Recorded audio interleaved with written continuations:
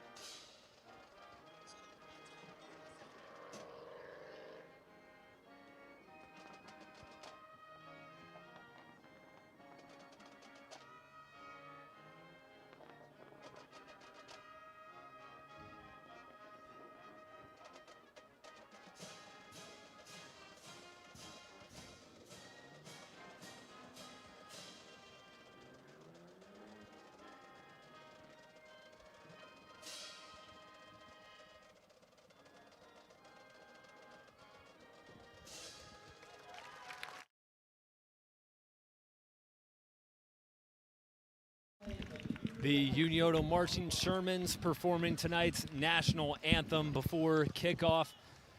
Great crowd on hand here at Unioto, as once again the Shermans, winners of back-to-back in this rivalry series, set to play host to Zane Trace. This is the 4th year in a row that these two schools are meeting for the right for first place in the SVC. Says a lot to where these two programs have been recently, and they've played some great games over these last couple years. Well, there's no question. That's what I was talking about there in the opening is, when it comes to SVC sports, these two schools are usually at the top of just every sport that's played. And football, obviously, right now, these two programs, as you've talked about here in the last half decade, have kind of set the standard. And you look out here, what a beautiful atmosphere tonight, beautiful evening. And you look out from our view way up top here, you see the packed parking lots, you see the crowd still coming in, you see fans on both sides starting to pack in, and that's part of it. You know what I mean? That's what it kind of adds to it all. And obviously both teams are going to be jacked up and ready to go. As you said, they've been playing pretty well, and a lot of times it's how you handle the emotions here in the early going that has a big part in the game. Zane Trace is winners of its last 3. We caught the first game of that 3-game winning streak, a 42-6 win down at Piketon. They've since beaten Huntington and Westfall as well last week. And the catalyst in that Zane Trace offense is none other than Bryce Johnson. Once again, 26 carries, 187 yards.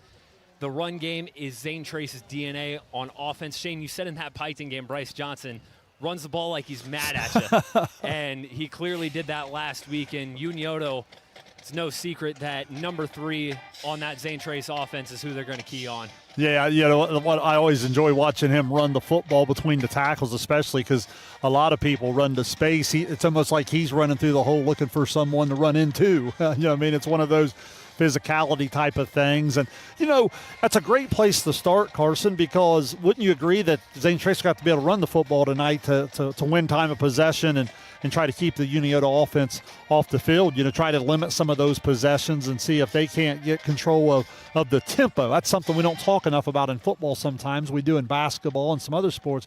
But the tempo tonight, I think ball control and time of possession will be a big, big thing for Zane Trace. And Zane Trace, as you said, time of possession is going to be a key factor. And that's kind of why they use the run game to their advantage. They like to slow the game down, work the clock, and really wear the opponent's defenses down. And that's why they always turn to guys like Bryce Johnson. They've got speed in the form of guys like Jaden Higgins, Mason Hartley. Gunnar McCullough can run the football very well for a quarterback. They've got a lot of guys on that offense that can really play to their game plan. Yeah, they really do. And here lately they've had some trouble holding on to the football. Obviously, that'll be another key in order to possess the football and have those drives that can go 7, 8, 9, 10 plays to where you can start getting into those 5, 6, 7 minute type of drives. Obviously, you got to be able to possess the football. Unioto's got an extremely athletic defense, really good there up front, particularly in the box with about their front 6 or 7. And so that's going to be strength on strength tonight. But nonetheless, you got to secure that football, and you can't turn it over. That's the quickest way to flip field position and give a Unioto offense a chance to strike quick. And now let's talk about Unioto for a second, because not only are they undefeated, but all 6 of their wins this year, they have left no doubt that they are the better team. They've been outscoring opponents 280-21 this season. They've shut out their opponent 3 different times this season, including their last 2, 47-0 against Piketon, 45-0 last week against Adena. This is one of the most well-balanced teams that we've seen on both sides of the ball this year. I think balance is a fair way to say that. Carson, I think a lot of times you come into a season, it's not really your fault with where your schedule falls. You play a lot of the same schools that you always try to play, and you go back over the last 4, 5, 6 years, a Portsmouth, a Waverly, Vinton County type of non-league schedule, that might have ended up meaning something a little different. This year, maybe those teams not quite as strong as they've been. Obviously, this Unioto team on film looks like maybe the best I've seen in quite a while, if I'm being honest.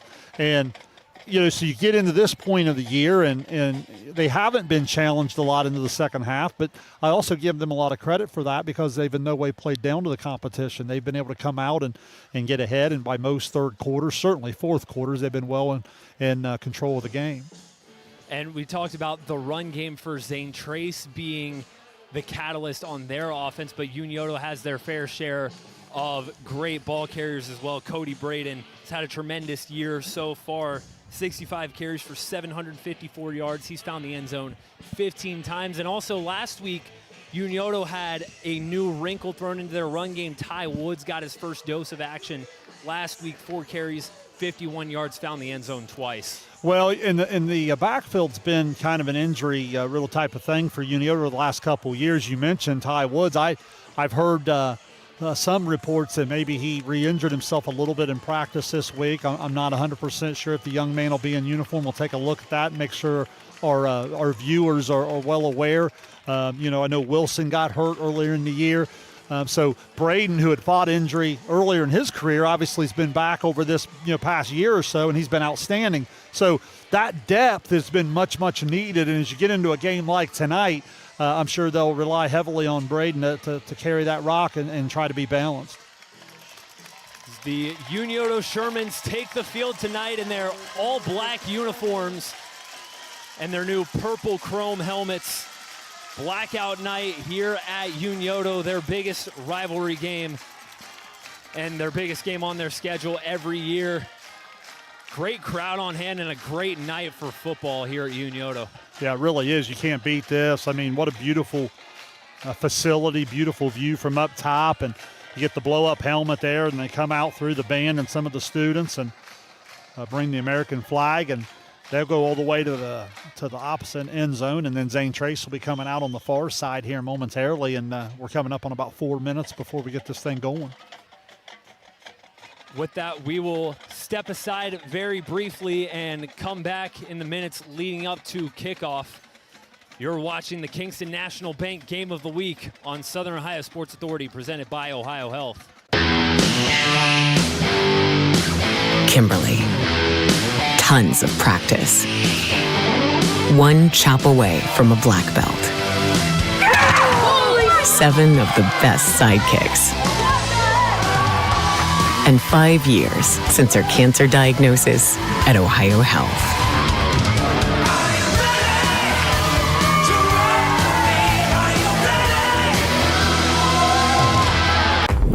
Glo Fiber is now in Ohio. And with gig speed fiber internet, we're keeping things real. As in real, reliable speeds. Real people who really want to talk to you. Not to mention, real simple pricing. Switch to Glo Fiber today to get real fast, real reliable fiber internet and your first month free. Glo Fiber is here. Welcome to Glo Ohio. Call 1-833-WANT-GLO or visit glofiber.com to switch today. For 175 years, the Glockner name has stood for trust. Today, that promise continues. Every time your family turns the key. Generations have trusted us for one reason. We never stopped caring. From preschool drop-offs to road trips, you leave our service center knowing your family is in the safest hands possible. 175 years of social proof that this isn't just service. It's a promise from our family to yours. We welcome you back to Unioto High School for Week 7 action between Unioto and Zane Trace, this SVC rivalry showdown. As the undefeated Shermans look to make it 3 straight against their rival Zane Trace Pioneers. Shane, during the break, we talked a little bit about this game's going to come down to getting off to a fast start. Unioto winning the coin toss. They defer to the second half. Zane Trace will start with possession. When talking about getting off to a fast start, how does Zane Trace do that? Well, I think right off the bat here, it'll be interesting on the kick. You know, Unioto with Matthew has the big leg, watching him warm up. Very capable of putting it into the end zone if he catches it good. And what that does is it's the complementary football that we always talk about, Carson. When Unioto pins you deep, now the Unioto defense is in that good field position. You got to avoid that 3 and out to where you have to punt it away from them, and then all of a sudden the offense is starting on the plus side. So you see how all 3 phases start to stack up on each other. If you're Zane Trace, we watched them play some great complementary football at Piketon there a couple weeks back. They were able to use the return game. They were able to live on the plus side of the field. You remember in that game, the defense got involved in the scoring. The special teams had their fingerprints all over the game, and it made life easy for McCall and the offense in terms of the field position. And you talked about the defense getting in on the scoring as well. You see guys like Mason Hartley, Grady Stewart, both had pick sixes in that game. There was a blocked punt. There were other times where Zane Trace would return a kick into enemy territory.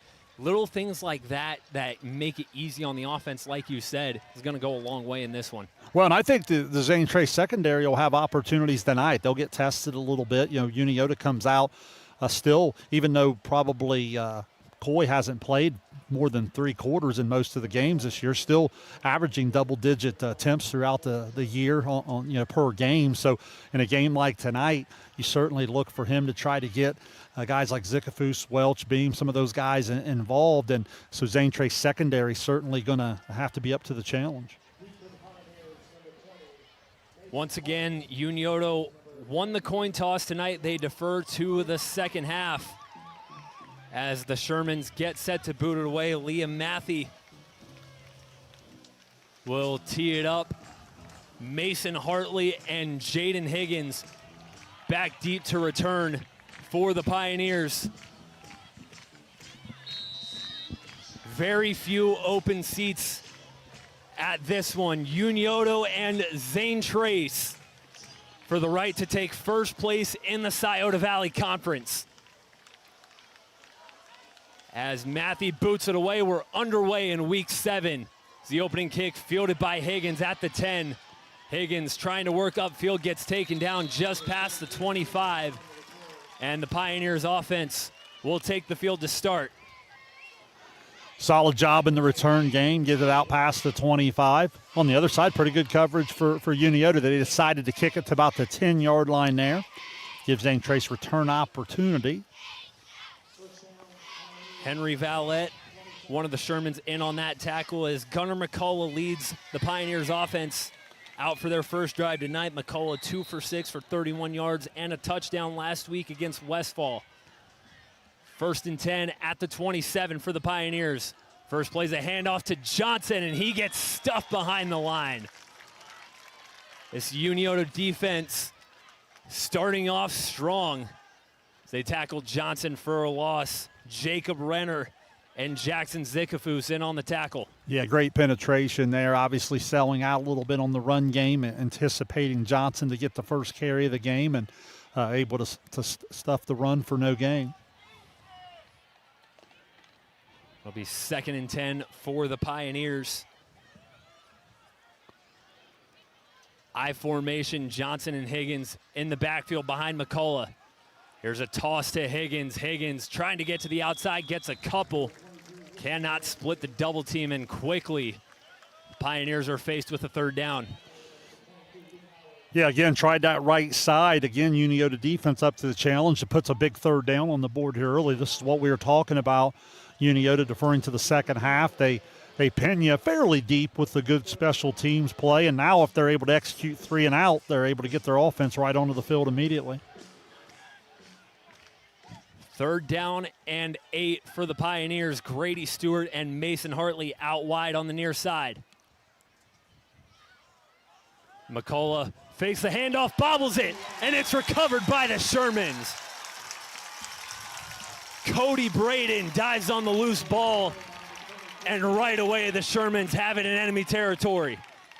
Yeah, just right off the snap, Unioto is bringing pressure off of the right side, off of McCullough's left, and the snap just seemed a little low. I don't know if they ever even really got to him, maybe to the feet. Ball kicks forward, Unioto there. So now, forget the 3 and out. Something that's really hurt Zane Trace is putting the ball on the ground here in recent weeks, and they do that on the 3rd snap of the night. Now Unioto offense inside the 30 to start the evening. Call it 1st and 10 at the 27 for Isaac Coy and the Shermans. Here's a handoff to Braden. Braden gets dropped behind the line by Grady Stewart. Stewart comes in on the run blitz and drops Braden in the backfield. Right away, the Pioneers defense comes up with a counterpunch. Well, you mentioned it, Carson. Stewart comes up on the line of scrimmage a little bit and kind of come up with some run support. So let's see if Unioto counters off that, if they read that a little bit and take a shot here on 2nd and long.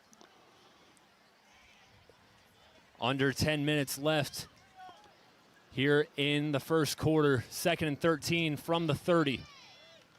Coy fakes the give. He's going to keep it himself. Coy gets a couple, maybe back to the original line of scrimmage, and brought down. Great opportunity for the Zane Trace defense following the turnover here at 3rd and 11. A week ago, Matthew did make a 43-yard field goal. I believe that was a school record for Unioto. Right now, ball spotted about the 20, they're saying 28 on the scoreboard, so you get about a 45-yarder. Let's see how this 3rd down play goes. Good chance for Zane Trace defense to get a hold. 3rd and 11 at the 28. Coy in the shotgun, looking downfield. He's got a man. He underthrows him, and it's incomplete. Intended for Jack Welch on the near sideline, and that brings up 4th down. Yeah, I'm always interested on how Zane Trace defense decides to use the athleticism and versatility of Stewart. You mentioned it on the 1st down play. Comes there on the run blitz. That time, kind of playing the pass game, kind of out there and underneath, just reading the quarterback's eyes. And 4th down, field goal a little long here, so they're going to go ahead and roll the dice and go for it. 4th and 11 at the 28. Coy by himself. He's dropping back, steps up, fires, and it's incomplete. Levi Beam tried to go up with one hand and make the grab, but could not come down with it, and it's a turnover on downs. Yeah, great job by the Zane Trace defense. I've heard a lot of the comments from Coach on the call-in show the last couple of weeks. They've just struggled putting the ball on the ground, and they come out and after they've been working on it all week, they come up with a mistake on the first possession, but their defense comes out and bails the offense out. A couple incomplete passes on 3rd and 11, then 4th and 11. Now Zane Trace offense back on the field.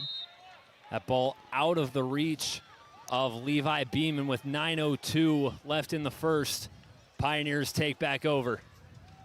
McCullough hands it off to Johnson. Johnson gets up the middle and gets a good gain on first down.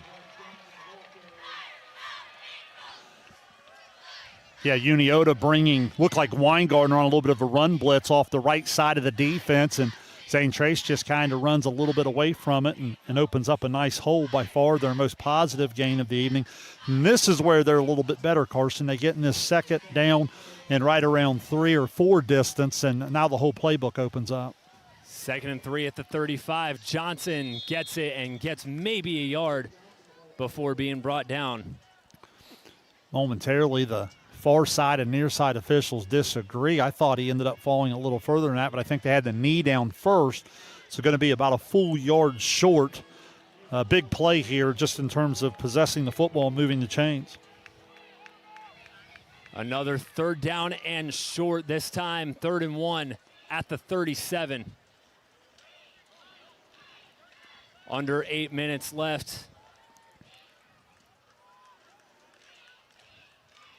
McCullough hands it off to Johnson. Johnson barrels his way forward, stood up at the line to gain, and it looks like he's going to get there. Yeah, near side had him all the way to the 40. I think they're going to maybe mark it just inside the 39. I think they're going to put it on the 40. Good first down run. I like what they did there, Carson. They came out of the huddle a little earlier than they had been. They got under center at about 15-16 on the play clock, then checked the sidelines, and they were able to see a little bit maybe where Unioto was coming from and adjust the run game in terms of the hole they wanted to go through. New set of downs for the Pioneers at the 40. Stewart and Hartley out wide. McCullough gonna keep it on first down. He gets tripped up from behind. Jacob Renner comes in from the opposite side. Gets McCullough down after a gain of 1. Yeah, that's just really athletic by Renner. That's one of those when you're running away from him by design, you almost leave him unblocked, and he ended up running down the athletic McCullough from behind, holding him just to the 1 yard. And that was a big play because McCullough probably had 3, 4, 5 yards on that right side.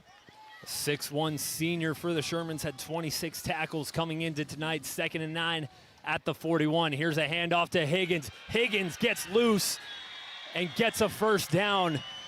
Tried to split the double team, gets stopped by a couple of Shermans, but not before he moves the chains. And Shane, we talked about in the pregame, Bryce Johnson bringing some power, Jaden Higgins with the speed. Yes, that Thunder Lightning. This is the blueprint for Zane Trace right here, Carson.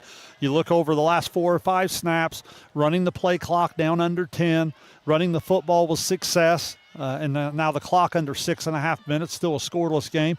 Zane Trace has got to like the way this drive's going. 1st and 10 at midfield now. McCullough fakes the handoff. He's going to keep it himself, gets a few yards, and gets driven down at about the 47. The other thing I like is the variety of run plays. And you got Johnson, McCullough, and Higgins all carrying it a little bit, but you're doing it off some pitches, off some inside handoffs, some quarterback keeps. That time it was some good ball handling from McCullough. Anything to keep the Unioto defense off balance. Micah Strange, one of the Shermans, in on that last tackle. 2nd and 7 from the 47. Here's a handoff to Johnson, and Johnson's going nowhere. Brought down by a crowd of Shermans at the line of scrimmage, and that makes it 3rd down. Yeah, really struggling to run it a little bit on that right side. And right now, guys up front there for Unioto in terms of Caruth and James and Stanley and some of those guys just really winning the point of attack. Smith all doing a great job. Now 3rd and 7 again from the 47. This Unioto defense has given up just 21 points on the year. They've been a force against every team they've played trying to continue that here. Here's a toss to Johnson on third down. Johnson breaks free, gets right to the line to gain. A close fist from the officials will signal 4th and short.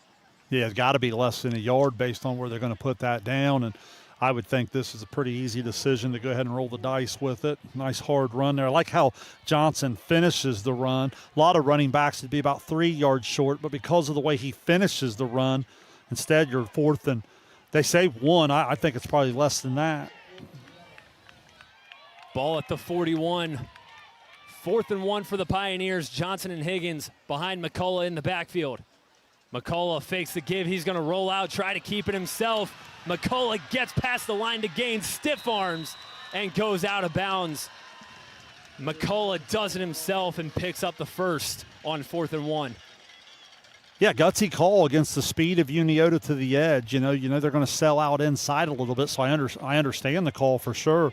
But nonetheless, a gutsy 4th down play, and then the athleticism of McCullough gets to the edge and had plenty of room to convert the 4th and short. Beats the defensive end to the corner and gets a little bit extra after. Makes it 1st and 10 at the 34. I formation for the Pioneers. Here's a toss to Higgins. Higgins gets around a blocker and dives forward after a gain of about 4. Shane, we talked about time of possession being a factor for Zane Trace. We're already at the 4-minute mark of the first quarter, and it seems like Zane Trace has really just been running it. They've had the ball this really entire time outside of the quick Unioto possession down on the other end. Yeah, well, 4 snaps for Unioto, 2 of those incomplete passes, the second being the turnover on down. So you're right, Zane Trace has had the football basically the entire opening quarter. Here's a toss to Johnson on 2nd down, breaks free, gets past the line to gain, and that'll move the chains again for Zane Trace. 1st down, Bryce Johnson moving the sticks.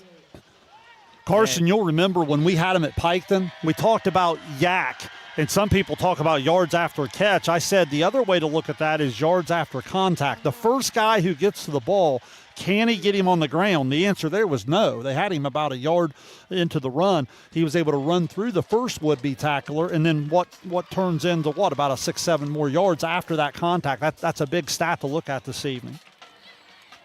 Matt Hoops calling a timeout for Unioto, his first of the night. The 2 wins in 2023 and 2024 put Coach Hoops at 3-2 against the Pioneers. He's been at the helm of the football program since 2020. And, it's pretty obvious to tell that since Coach Hoops took over the football program, the trajectory of this program has gone up tremendously. No question. I've known Coach Hoops a long time. We were actually high school teammates way back, many pounds and many years ago. And he's done a great job of getting the athletes out and really putting some dynamic leadership into the football program. Zane Trace at the Unioto 23. Hudson Williams motions from left to right. It's a 1st down toss to Johnson. Johnson gets a couple before going down at the 20. Bryce Jarvis in on the tackle for the Shermans. Well, this type of drive not only matters here in the present, but this is the type of drive that can matter later in the game as well. Keep in mind that the Unioto defense, Carson, you highlighted it in the pregame really well. They haven't really been pushed into the 3rd and 4th quarter. Coming up on 3 minutes remaining here in the opening period. Here's a 2nd down handoff to Higgins. Higgins has some room, gets tripped up, but falls forward. They'll mark him about 2 yards short of the line to gain, 3rd and 2 at the 15. Yeah, so Higgins already up around 22 yards on 4 carries. Johnson's had 8 carries, and 6 of those have been really successful. McCullough had the big 4th down run. So, again, a variety of formations and running it in the different types of ways. I'll call it 3rd and 1 for the Pioneers. Here's a toss to Johnson. Johnson's got some blockers, and he gets taken down. I don't think he got to the line.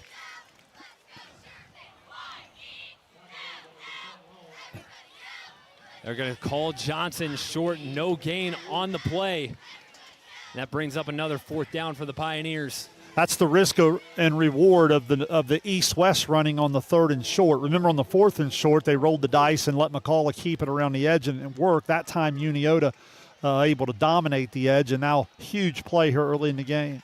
Can Unioto's defense come up with one more stop in the red zone? 4th and 2 at the 15. McCullough hands it off. It's Higgins. Higgins trying to get to the outside. He goes forward. And it looks like he will pick up the first down, moves the chains for the Pioneers. Needed 2, got about 3 or 4, and again, it's that extra gear to the outside. You said it well, Carson. Johnson delivers you a little bit more physicality. Higgins just maybe a little bit more burst on the takeoff, and that change of pace has really been working here with a little bit of the toss left, toss right, and keeping him honest in the middle just enough. New set of downs now at the 12 for Zane Trace. Mason Hartley in lined up like a tight end. Here's a handoff to Johnson up the middle. Johnson creates a pile and gets pushed forward. Gain of about 4 or 5 yards on the play. Bryce Jarvis and David Long in on the tackle for Unioto. Yeah, I love the quick action where he gets the ball so close to the line of scrimmage. He gets the shoulder square immediately, and center Connor Smith really did a great job there with the left guard, Blake Payne, really opening a hole for him. We've seen a lot of times where whenever Zane Trace needs to get 4 yards, they get 5. When they need 1 yard, they get 2. Doing just enough to keep possession and keep this clock moving. 2nd and 6 from the 8. Here's a handoff to Higgins. Higgins cuts back inside and is dropped at the 5 by Bryce Jarvis once again. 20 seconds left in the quarter. We'll see if Dylan Weirs elects to run one more play. It looks like he will. Yeah, the play clock didn't get reset there, so I don't think they would have to time-wise. 3rd and 3 at the 5.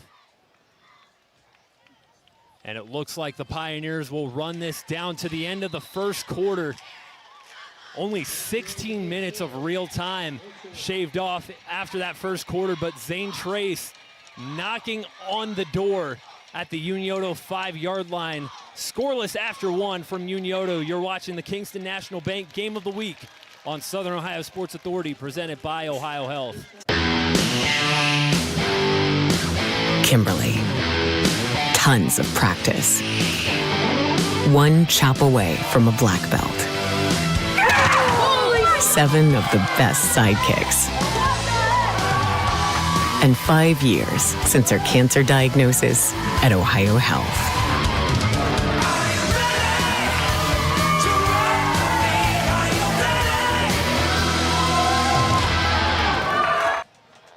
Back here at Unioto High School as the Shermans hosting Zane Trace in this SVC rivalry battle. The Pioneers dominating the time of possession, and they've got a huge 3rd down at the Unioto 5-yard line to start the second quarter. Yeah, in that first quarter, basically right around 11 minutes to 1, give or take a little bit on time of possession. 4 snaps for the Unioto offense. They go run game with Braden, run game with Coy, incomplete pass, and unable to capitalize on the Zane Trace fumble. And Zane Trace has been able to come in and with the game plan just absolutely perfect, running it 2, 3, 4 straight downs, move the chains, then again, and then again, and then again. Now they got it all the way down here, 3rd and short, right around the 5. Let's see if they can capitalize. Zane Trace lining up in an extra heavy set here on 3rd down. McCullough under center. 3rd down and 3. They'll motion some guys out. Jaden Higgins, the deep man. Here's a 3rd down toss to Higgins. Higgins trying to get to the outside. He's stopped short of the line to gain. Flag down on the far side. But Unioto comes up with a big stop there on 3rd down. Daquan James, one of the Shermans, in on that tackle.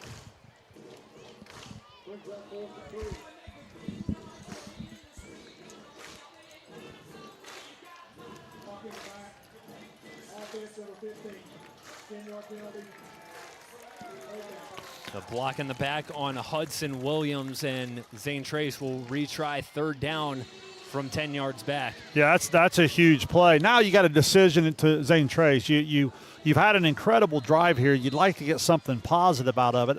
Obviously, you have plenty of skill kids. I've said all year, just because Zane Trace doesn't throw it doesn't mean they can't. But you also have a really good field goal kicker and with the ability of Lane. So let's see how they go strategically here on this third down call. Pioneers lining up in a similar formation, 3rd and 13. McCullough tosses it to Johnson. Johnson trying to get to the outside, and he gets dropped. Landon Caruth and David Long tag team to bring Johnson down and force 4th down for the Pioneers.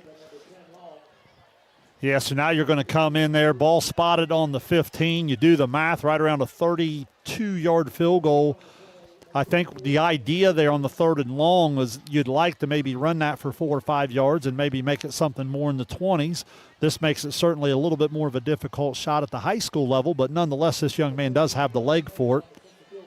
Preston Lane out to kick the 32-yard field goal out of the hold of Stewart. Kick is up, and it's off the upright, no good. Lane's first field goal attempt of the season had the leg, but it's off the right upright, and our score remains tied 0-0. Well, the two big things here, obviously not a bad kick at all from the right side. It put a good leg on it, just unfortunate on the doink there on the right side. But Carson, the two big things that happened there, first the penalty. It was the first mistake of the drive.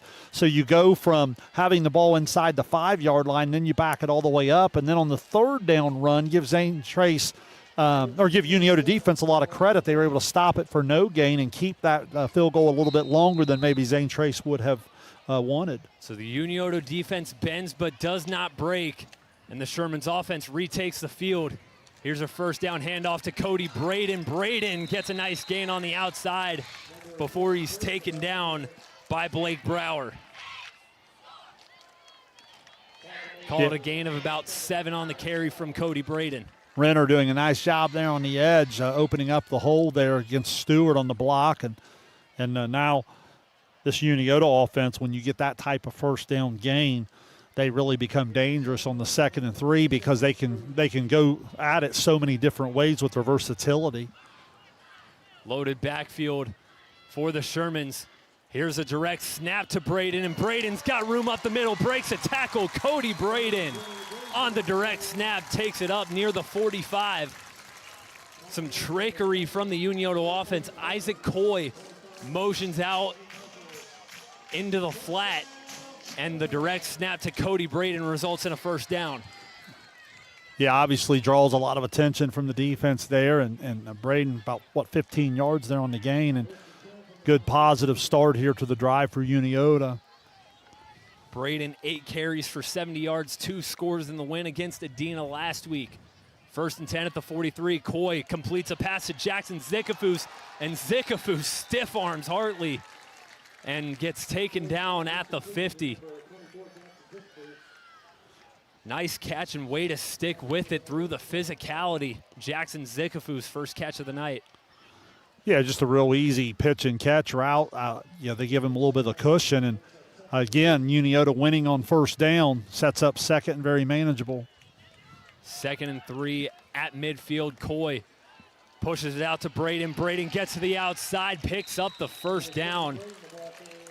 Just a yard past the marker, being pushed out of bounds. And now Unioto's back in enemy territory. Yeah, good penetration from Zane Trace there momentarily. Just unable to get him on the ground. Braden, the 6'1" senior, has scored a touchdown in every game he's played this season. Just shows how much of a factor he's been in this Unioto run game. 1st down, Coy fakes the handoff, finds David Long out in the open. Long down the sideline, pushed out of bounds at the 20. Shermans go to the play action. They find their tight end wide open for a huge gain. Yeah, all set up by the run game. You get Braden started, and then you're able to go a little play fake and hit Long out over the top, about 24 yards, and 1st and 10. And Unioto's starting to cheat into the red zone here a little bit. Now Coach Dylan Weirs will burn a timeout for Zane Trace. Unioto on the doorstep of the red zone. This is where they started their last possession and turned it over on downs. Now you got to kind of feel that their offense in a rhythm a little bit, and they smell blood in the water.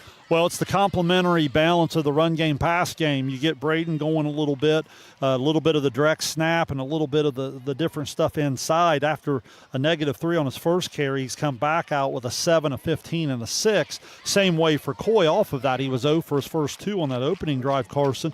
Now he gets the 7-yard easy pitch and catch with Zikafus and the 24-yard off the play fake to his to Long. So, Unioto much more settled in here on this drive. 8:36 left till halftime, 1st and 10 at the 21. Sherman's looking to make it 3 straight against the Pioneers. Loaded backfield, they'll go a direct snap to Braden again. Braden on the keeper, up the middle, creates a pile and gets pushed forward, gain of about 3 or 4. Same action they had previously in the drive. This time, Coy motions to the opposite side. Call it a gain of 5 for Cody Braden. Yeah, and again, that's just too many on first down, especially in the 4-down territory. If Coach Hoops chooses to make it that, he obviously has the outstanding field goal kicker in Matthew as well. But again, Zane Trace defense got to win a little bit more on first down. Right now, Unioto on this drive has been averaging anywhere from about 5 to 7 yards on that first down snap. Coy in the shotgun on 2nd down. He hands it off. It's Braden again. Braden breaks a tackle and dives forward near the 1st down marker. I think they'll say he was about a yard short. It's down at the 12-yard line, makes it 3rd and 1. Got to believe this is 2 downs to get it kind of mentality for Unioto here. You've been running Braden hard between the tackles. I would think that that'll be the strategy here as well. Let's see if Coach Hoops has a different idea on 3rd and 1, because keep in mind you can always come back on 4th and 1 and go forward if you want to try something here. Zikafus out wide on the near sideline, 3rd and 1 at the 12. Coy tosses out to Braden. Braden cuts back, flag down in the backfield. Braden gets to the line to gain, but it looks like this one's going to come back. Yeah, I think over on that right side where they were on the quick pitch, I think we have a hold there. Both of them were kind of tangled up, and they both almost ended up taking each other down.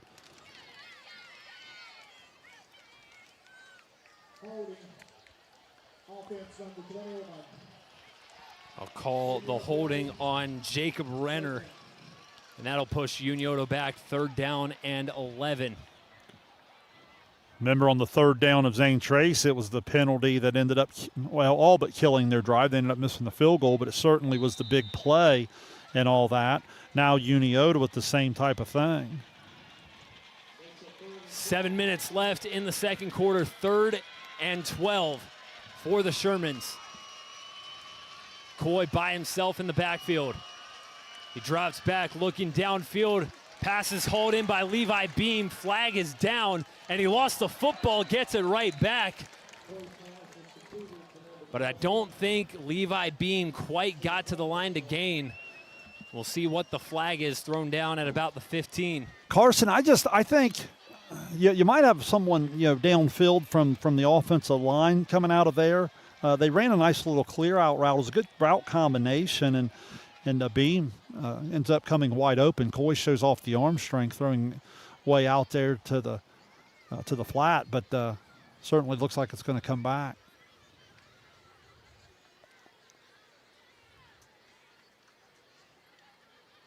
The officials will discuss, think they're trying to decide where to spot the ball after this penalty. And it just goes back to show you the mistake-free football is a must. Both teams kind of putting together dominant drives. Yeah, going to go against Unioto lineman downfield. But Carson, you think about it, both teams doing it the way they do it, right? Zane Trace with the run, Unioto with the balance. But then Zane Trace gets down to the 5, penalty, brings him back. Down here, Unioto in the driver's seat, perfect down in distance, and sure enough, you instead of 1st and goal inside the 10, going to come all the way back to, gosh, what's this going to be by the time they mark this thing? 3rd and about 17, right? Yeah. Ball spotted at the Zane Trace 28, 3rd and even longer for the Shermans. Coy by himself in the backfield once again, drops back, taking a shot for Zikafus, wide open! Touchdown, Unioto! Jackson Zikafus from 28 yards out. Sherman's on the board first. Yeah, big time play there. You need your best players in the biggest moments. 3rd and 17 back against the wall. You're wondering if you're even going to get points out of the drive, and no worries there as Coy just goes up top. Zikafus just ran by him. There's about 5-6 yards clearance in terms of real estate for Coy to hit him in stride. He did that, and it's a 28-yard touchdown. Maffey out for the extra point. Good snap. Kick is up, away, and good.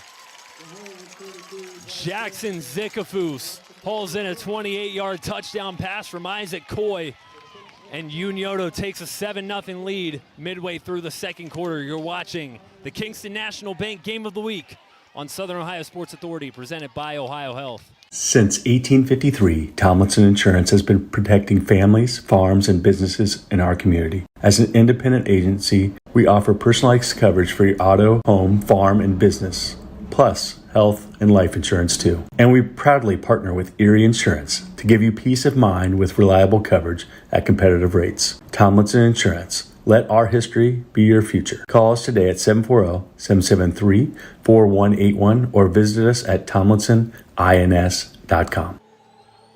6:27 left till halftime. Unioto breaks open the scoring as Isaac Coy finds Jackson Zikafus for a 28-yard touchdown pass on 3rd and 17. Shane, last week when we were watching Chillicothe and Miami Trace, we saw Miami Trace convert 2 very huge 3rd and longs that helped them pull away from Chillicothe. We see the same thing here early on. Unioto backs against the wall, 3rd and 17.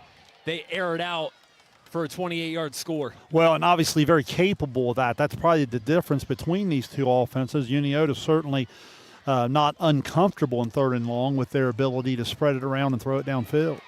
Kickoff fielded by Mason Hartley inside the 5. Hartley gets up to the 15, and he gets driven back.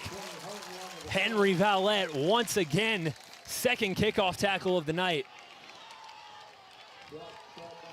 Great special teams play again, kicking it deep but keeping it in play, forcing the return. Zane Trace obviously with some dangerous return guys, but Unioto up to the challenge, and they win field position here. And so here's the first point of adversity for Zane Trace on the night. You kind of had your way in the first quarter in terms of how you wanted to play, even though you didn't come away with points, certainly a successful quarter. Now Unioto strikes with the first big play of the night, and they back you up in field position. Can Zane Trace's offensive line come back out and establish itself again here for the final 6 minutes of the first half? Let's see if Zane Trace can also control the possession game. 6:21 left.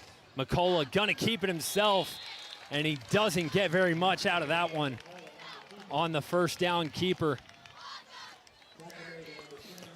Yeah, just a design fake pitch, and was going to run what it looked like here. And the clock will go under 6 minutes. And this is a big situation here for Zane Trace to be able to try to make at least one first down. No gain on the play. Credit David Long on the tackle. 2nd and 10 for the Pioneers. McCullough under center. And a flag thrown before the snap. Looks like this one will move the Pioneers back.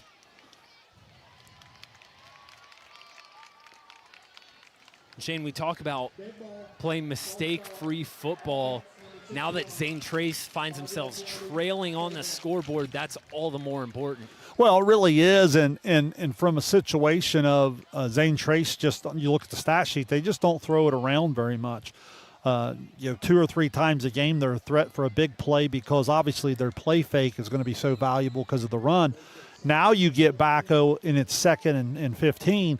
The play fake doesn't quite have the same impact on the linebackers because it's more of a passing situation. You don't mind a 3-yard run here.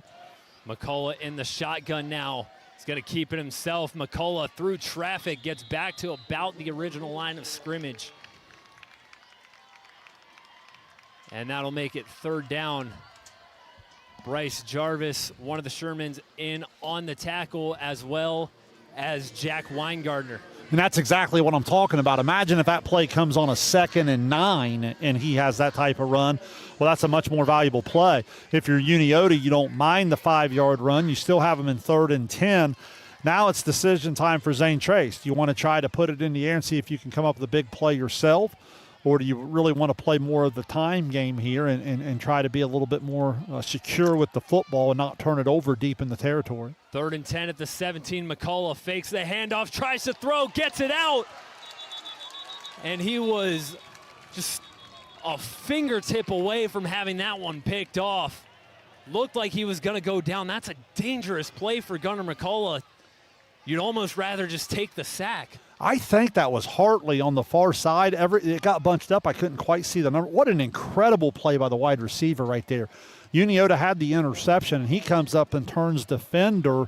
And you're right, that's an extremely dangerous play from the quarterback. And give that wide receiver, I believe it was Hartley, a lot of credit for breaking that up. Hudson Williams to punt it away on 4th down. Fair catch called by Zikafus. He lost the football. And he downs it back at the 35. Unioto wanting a catch interference against Zane Trace.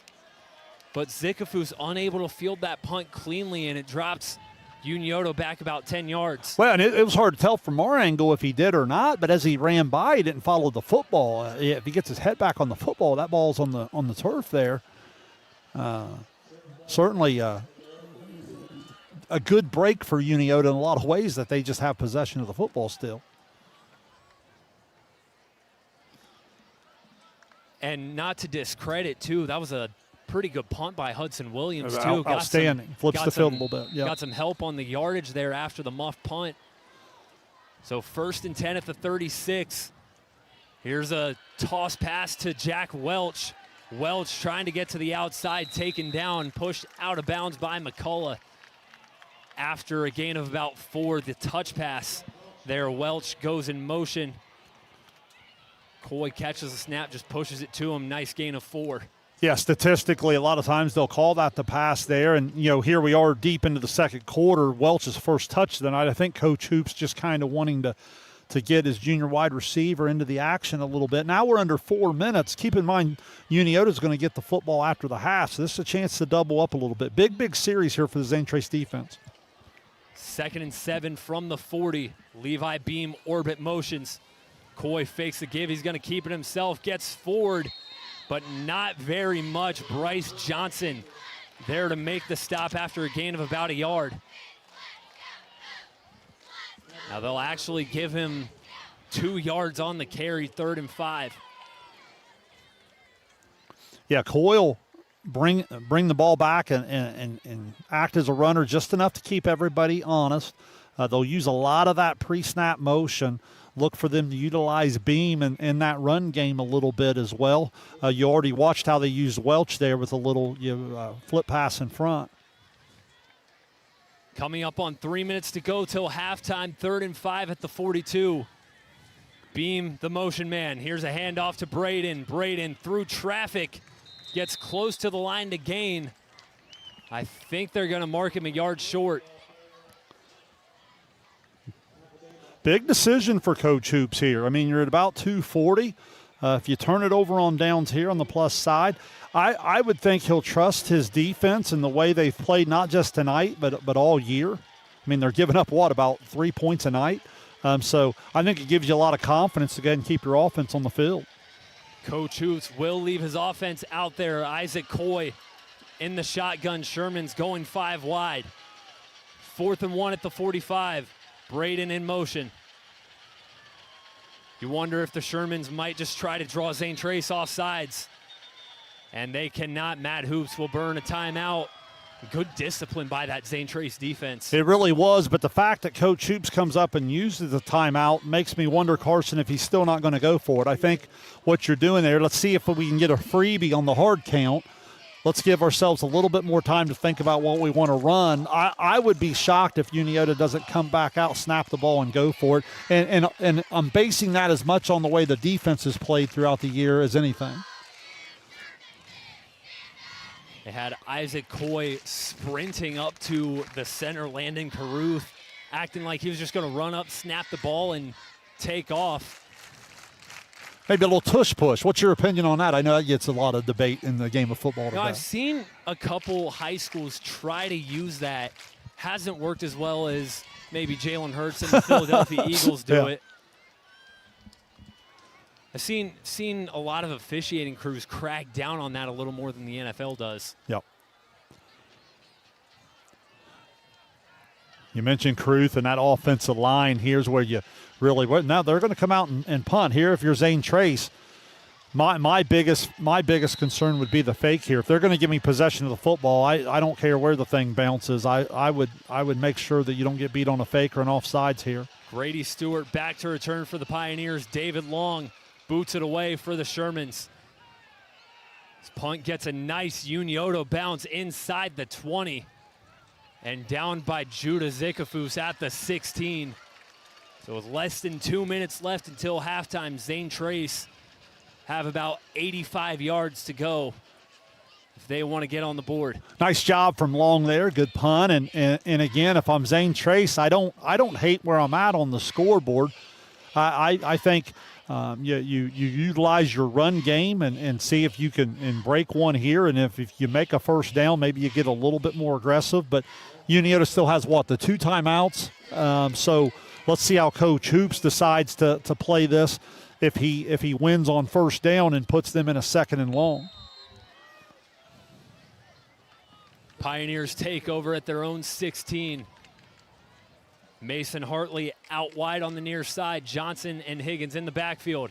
Here's a handoff to Hudson Williams on the end around. Williams doesn't get very far, brought down after a gain of about 2. That is Grady Goebel coming up and making the stop. So I love the coaching matchup here. The play clock just under 30. They basically could take this all the way down to, 110, 105 or so and snap the football. And let's see how they play this. And if Unioto gets a stop here, let's see if Coach Hoops will use a timeout on the other side of 2nd down. 2nd down, here's a handoff to Johnson. Johnson trying to work to the outside, doesn't get very far. Gets to about the 19 or the 20. And we'll have a timeout called by Matt Hoops. Unioto burning its final timeout of the half. Stops the clock with 1 minute and 9 seconds. Yeah, and that's what I was talking about right there, Carson. In my opinion, Zane Trace snapped that ball about 7 or 8 seconds earlier than they needed to. So now you're in 3rd and, what are they going to call this here, about 6? Yeah. If you convert, fine, but if you don't, expect another timeout, and Coy and the offense going to be back on the field. Got to wonder how Unioto's defense is going to set up on this 3rd down. You kind of have to wonder if they're going to try and make Zane Trace put the ball in the air. But they've also been doing a great job containing the run. Well, what happened when Zane Trace tried to throw the football, Unioto had been so aggressive at the line of scrimmage on really trying to come at the run game that there was no protection for McCall at all. So if you're Zane Trace, in my opinion, you've just got to be really careful in the backfield here. You cannot afford to put this ball on the ground. You've played a pretty good first half. You would have liked to have had points off your drive. You didn't get it, but still, you've come out and executed, for the most part, what you were wanting to do here this evening. 3rd and 6 at the Zane Trace 20. McCullough takes a snap, fakes the handoff, looking to throw. It's tipped and incomplete, intended for Mason Hartley on the crossing route. Good read by the Unioto defense to get a hand on that pass and force a 4th down. Yeah, it looked like Judah Zikafus comes out and makes a nice play there. And the advantage of Unioto on the pass play on the incomplete is it stops the clock. So now you get the ball back and you keep the 1 timeout in your back pocket. Hudson Williams to boot it away once again. Line drive punt fielded at about the 47-yard line by Jackson Zikafus. That was a little bit of a dangerous play, but Jackson showing off a little bit of that infield skill. Obviously a talented shortstop on the Final Four Unioto baseball team. If he lets that ball go, that thing probably has a chance to kick a Zane Trace favor a good 15, 20 yards and let the clock continue to tick. So that's a big play here. You got it on the plus side. And another instance where, as you mentioned, Shane, great field position for the Shermans. Let's see if they can take advantage and go up 2 scores heading into the break. Exactly 1 minute until half. Braden motions out. Coy gonna swing it to him on first down. Braden trying to get around a defender, but he cannot. Grady Stewart read that perfectly. Stops Braden behind the line. Yeah, great tackle, keeps the clock running, and Unioto kind of coming out of the huddle there. Seems like they're stuck in the middle a little bit on how aggressive. Keep in mind, Matthew's a weapon here. If they're able to complete a pass of about 20, 25 yards, he gives them a chance to still get points. Coy to throw on second down. Finds Long over the middle, complete at the 45. He's stood up and driven back. Grady Stewart again in on that tackle. Unioto hurrying back to the line. Maybe time for one more play. Shermans will have possession to start the second half. 3 seconds left. Coy drops back. This will be the final play of the first half. Coy gonna keep it himself. He's past the line of scrimmage and he gets wrestled out of bounds on the final play of the half. Lucas Euler makes the stop, and that will bring us to halftime from Unioto. The Shermans leading 7-0 over Zane Trace after a half of football. And Carson, defense. I misspoke. He had used the earlier timeout. I wanted to clarify that if you were wondering why he didn't use it. He had used the earlier one, and they were out there, I believe. Yeah, defense, the name of this game in the first half, as a passing touchdown to Jackson Zikafus, the only scoring on the night between the two sides. 7-0 Sherman's lead. As we head to halftime from Unioto, we'll step aside. You're watching the Kingston National Bank Game of the Week on Southern Ohio Sports Authority, presented by Ohio Health. Are you looking for the best deals on quality used trucks and cars? Great news. Chillicothe Truck has what you're looking for. Choose from a wide selection of makes and models. All vehicles undergo a detailed multi-point inspection and extensive reconditioning before hitting the lot. Our friendly team offers a no-pressure sales experience, ensuring you find the perfect vehicle to fit your needs. Plus, you can customize your ride with our extensive range of truck accessories, from bed covers to lift kits. Stop by 173 Rennick Avenue in Chillicothe or call us today at 740-773-8782 to get started right now. Kimberly. Tons of practice. One chop away from a black belt. 7 of the best sidekicks. And 5 years since her cancer diagnosis at Ohio Health.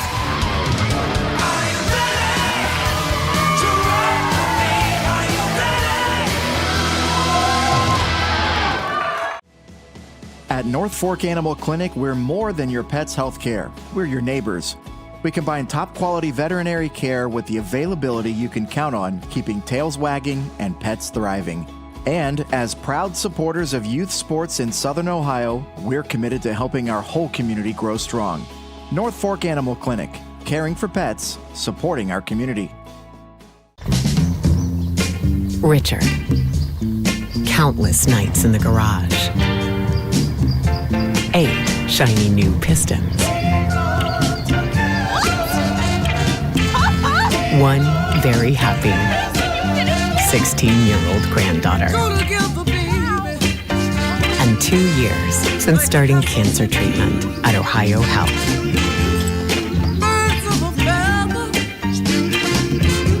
Since 1853, Tomlinson Insurance has been protecting families, farms, and businesses in our community. As an independent agency, we offer personalized coverage for your auto, home, farm, and business, plus health and life insurance too. And we proudly partner with Erie Insurance to give you peace of mind with reliable coverage at competitive rates. Tomlinson Insurance. Let our history be your future. Call us today at 740-773-4181 or visit us at tomlinsonins.com. Rathkamp Financial is a comprehensive financial services firm committed to helping our clients improve their long-term financial success. Our customized programs seek to grow, protect, and conserve our clients' wealth by delivering personalized service and expertise. Securities and advisory services offered through LPL Financial, a registered investment advisor, member, FINRA SIPC. Please call us at 740-775-1040 to schedule a consultation. At Chillicothe Comfort Heating and Air, your comfort is our priority year-round. Whether it's blazing hot or freezing cold, we've got your back with fast, reliable service you can trust.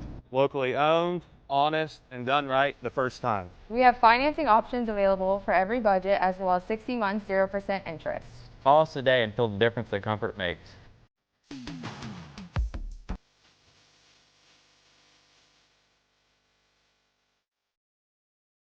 This broadcast is brought to you in part by Willie & Son Trucking. Willie & Son Trucking has been a proud supporter of local student-athletes, coaches, and athletic programs throughout its history. Be sure to look out for the Shack Athlete of the Week presented by Willie & Son Trucking each week at sosaohio.com. Glo Fiber is now in Ohio. And with gig speed fiber internet, we're keeping things real. As in real reliable speeds. Real people who really want to talk to you. Not to mention, real simple pricing. Switch to Glo Fiber today to get real fast, real reliable fiber internet and your first month free. Glo Fiber is here. Welcome to Glo-Hio. Call 1-833-WANT-GLO or visit glofiber.com to switch today.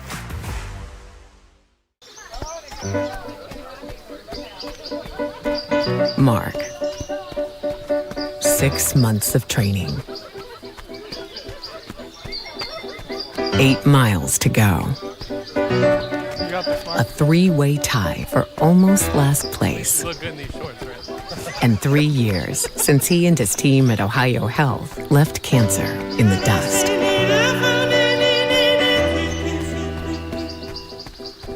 Experience the hometown Chevrolet difference. Check out our huge selection of Silverado trucks, Equinox SUVs, and the latest Chevy models. Priced to move and ready to hit the road today. Plus, with the Hometown Advantage, you get free oil changes for life and a 10-year, 150,000-mile limited powertrain warranty at no extra cost. That's real value and real peace of mind. Your Hometown Chevrolet is proud to be your trusted local dealer of new and pre-owned inventory, delivering unbeatable deals and top-notch service.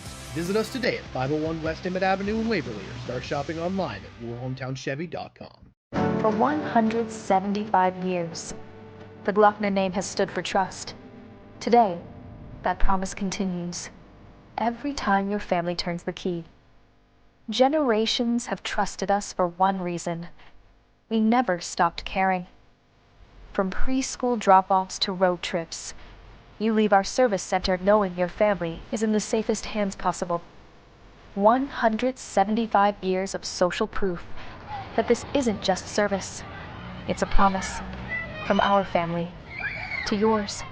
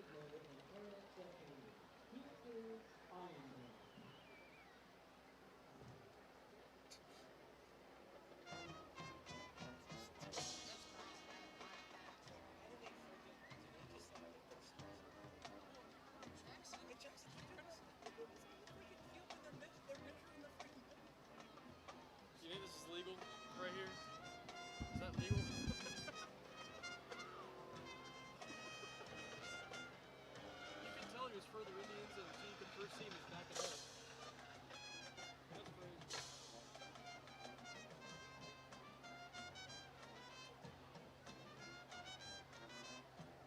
My brother's like right in front of us. Who is it, bro? Where's he at? He's a trader too. He started in the other student section. Now he's over here.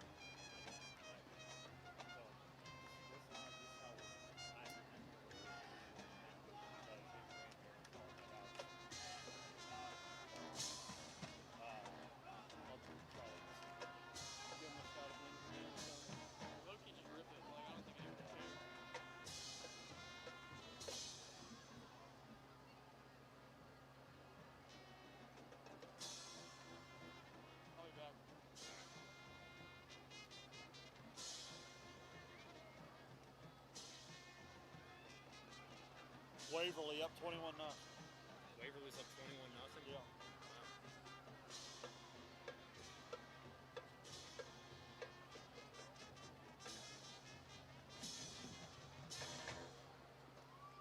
The man would not against the Unioto man, the best of Western season.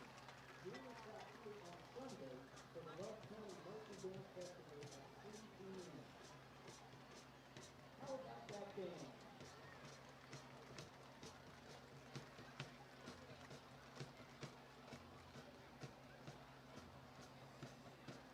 Washington Courthouse is up 7-6. 21-7 Waverly.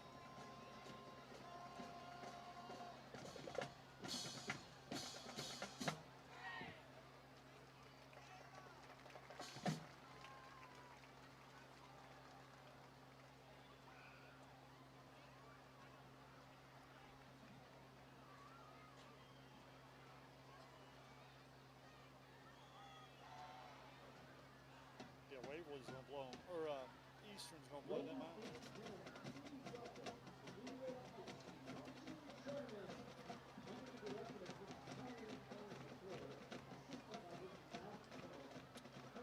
Two minutes to go until halftime. Hamilton Township is up 21-14.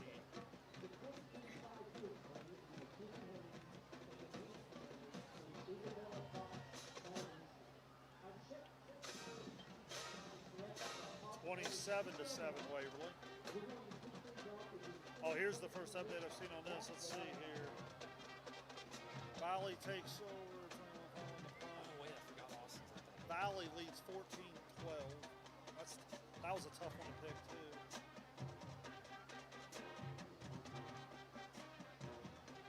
Is it 14-12? That's what I have.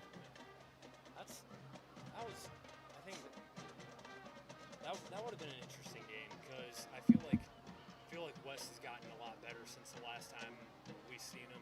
I think West's a good team. I think they've played some really good teams. Yeah. I had to say hi to the Freelands.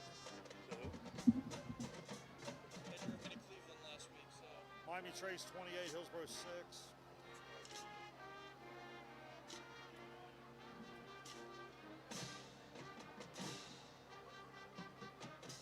Valley uses their final timeout of the half, driving into center territory ball in the 37. Well, you know they got the stud field goal kicker. Yeah. So if they can get a little bit more.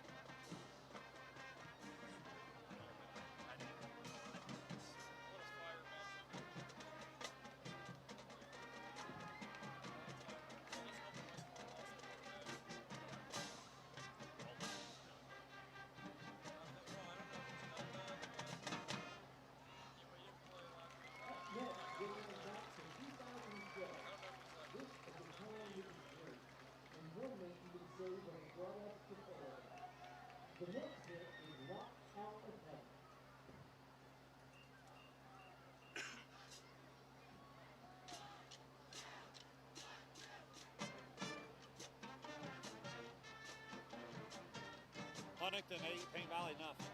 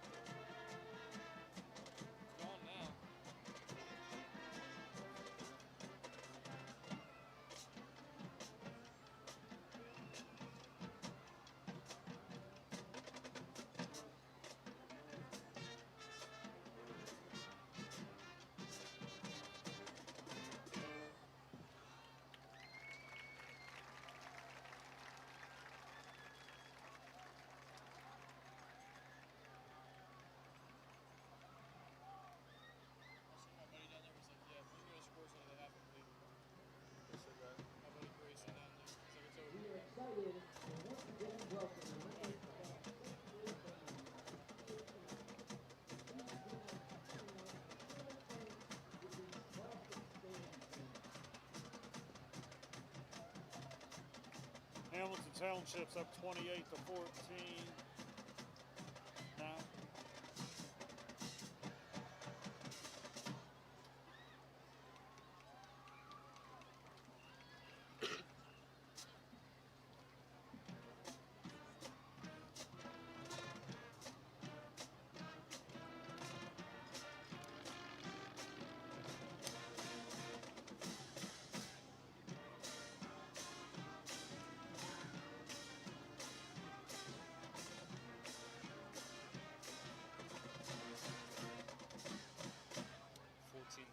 Valley at the half. So they didn't get anything.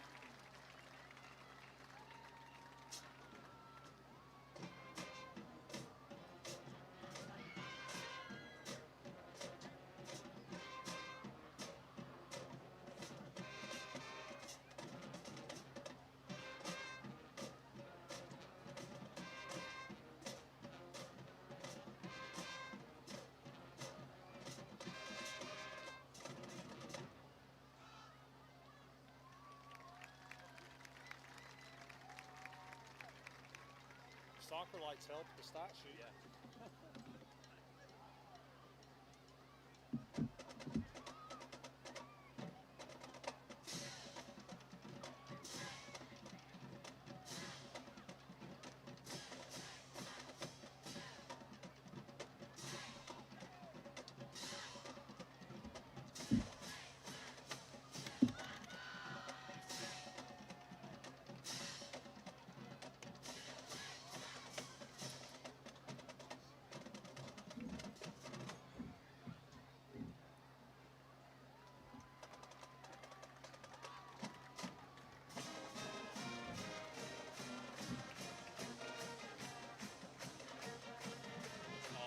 When they're done, I'll run an ad and then we can. Yeah.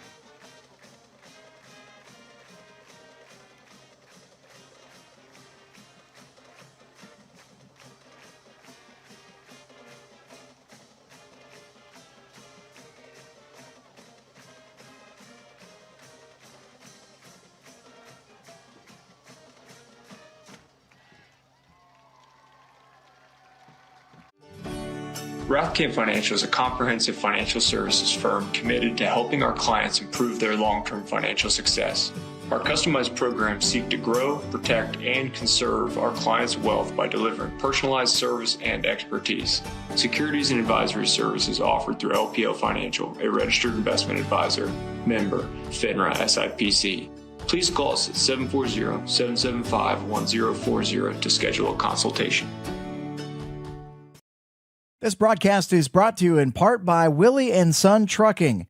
Willie & Son Trucking has been a proud supporter of local student athletes, coaches, and athletic programs throughout its history.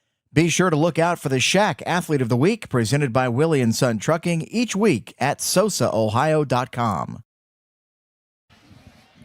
Halftime wrapping up from Unioto High School as the Shermans hold a 7-0 lead over the Zane Trace Pioneers in this Week 7 matchup. The Kingston National Bank Game of the Week here on Southern Ohio Sports Authority, presented by Ohio Health. Carson Francis and Shane Combs back with you. Shane, that was a pretty quick first half.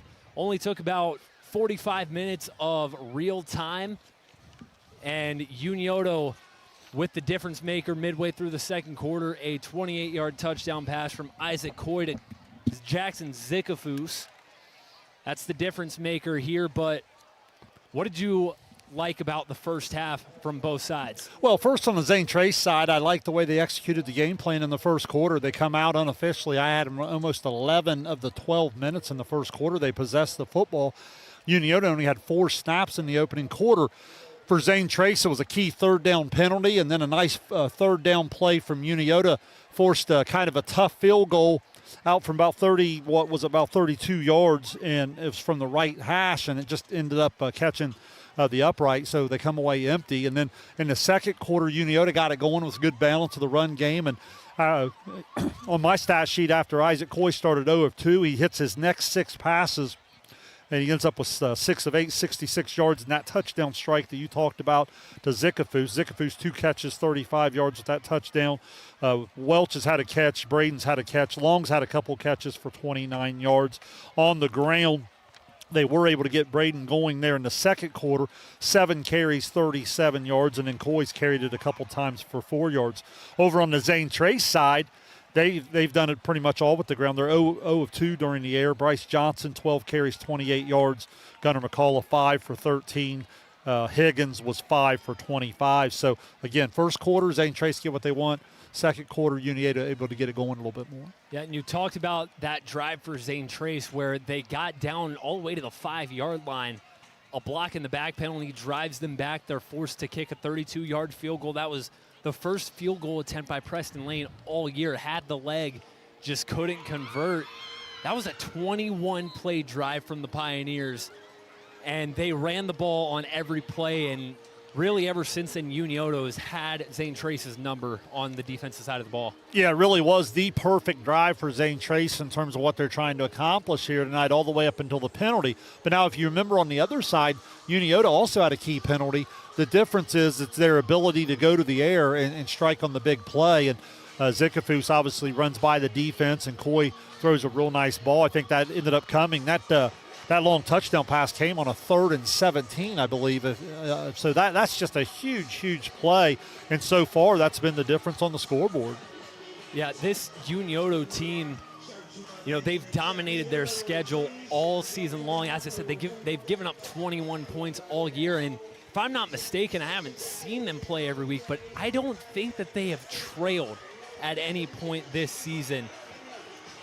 Yeah, I don't recall that being the case. I mean, keep in mind their defense has only given up, points in like half of their games, and overall they're only averaging giving up about 3.5 points. So, yeah, I mean they've pretty much controlled things from start to finish. They've had a couple tight first quarters, but usually by this point they're well in control. Now they will get the football, and if they come out and they're able to go up 2 scores, that can put a lot of pressure on Zane Trace, because when you're a team that likes to run it, we talked about this with Miami Trace in our past week's coverage. When you're a team that likes to run it, you really want to stay within that one possession. If Unioto is able to come out and even add a field goal and push this game to a 2-possession, now all of a sudden that tempo and that style that Zane Trace wants to play, that starts to test the patience of that game plan just a little bit. Unioto will receive the second half kickoff. as they defer the opening kick on the coin flip. As they look to try and make this a 2-score lead and really start to pull away here in the second half. And that was the point I was getting at. They haven't trailed all season. They haven't really had to play from behind. And, you know, that 21-play drive from Zane Trace not being able to come up with anything was really just a deflator for this Zane Trace offense. Well, it certainly was, and here we come with a huge drive to start the second half. Let's see how they go about the kick. They're going to go with a short one here. Short kick, fielded at the 35. That is Lakin Langoff. And the ball came out. Zane Trace thinks they have it. Zane Trace celebrating like they have it, and it's Zane Trace football. The returner fumbled the football at the 45. The Pioneers pounce on it.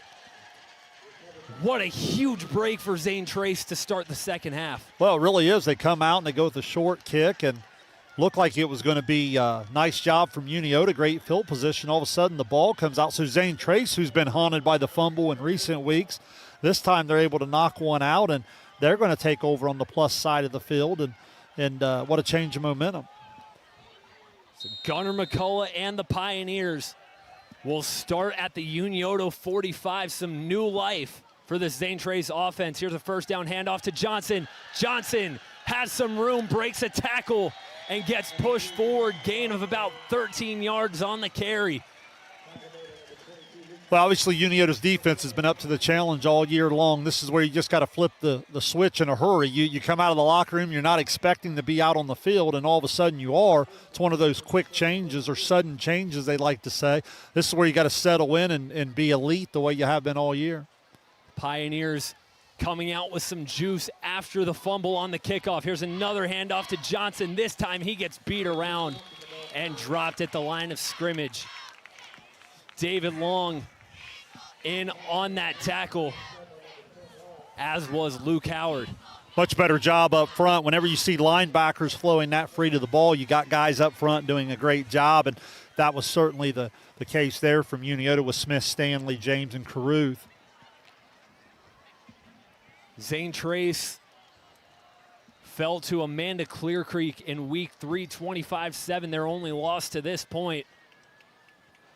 They've bounced back, and they've got a chance to get right back into this one. 2nd and 10 from the 32. Hudson Williams motioning to the right.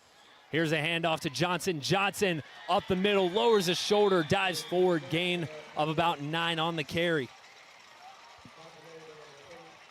Nice little move from Johnson at the point of attack there.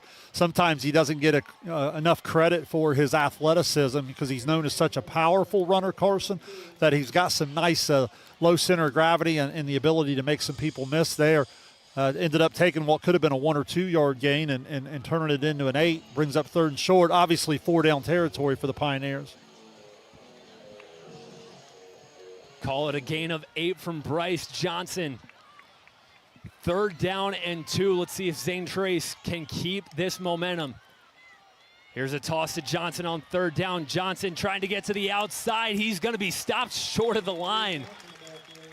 He got right there, but he was driven back with some force by the Unioto defense. I think they're going to call it no gain on that carry. Gives him about a half yard. It's going to be 4th and probably about 1, I think is what they're going to spot it at. And great job of Unioto running a lot of different hats to the football. So hard to hold him up with one guy. They were able to get several Sherman defenders there to keep him from pushing forward on the 1st down. Big play here for Zane Trace to keep the drive alive. All the momentum on the line here on this 4th and 1. McCullough tried to hand it off, and Dylan Weirs is going to talk it over with his team.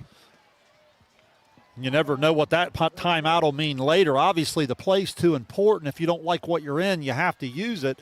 But mark that one down because that certainly could be a factor later if this game remains close. We'll take a quick timeout with the Pioneers. You're watching the Kingston National Bank Game of the Week on Southern Ohio Sports Authority, presented by Ohio Health. At Chillicothe Comfort Heating and Air, your comfort is our priority year-round. Whether it's blazing hot or freezing cold, we've got your back with fast, reliable service you can trust. Locally owned, honest, and done right the first time. We have financing options available for every budget as well as 60 months 0% interest. Call us today and feel the difference that comfort makes.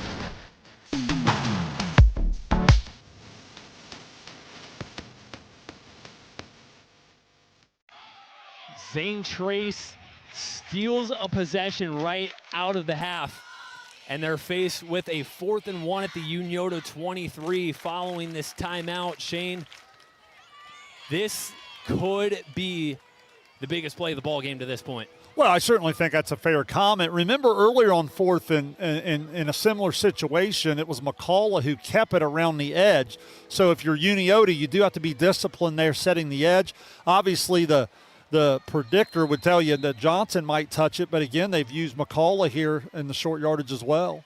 Johnson, the deep man. 4th and 1, they hand it off to Johnson. There's a pile. Zane Trace is saying first down. Unioto pointing the opposite way.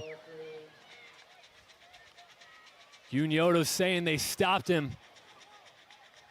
Based on the spot, it is really close.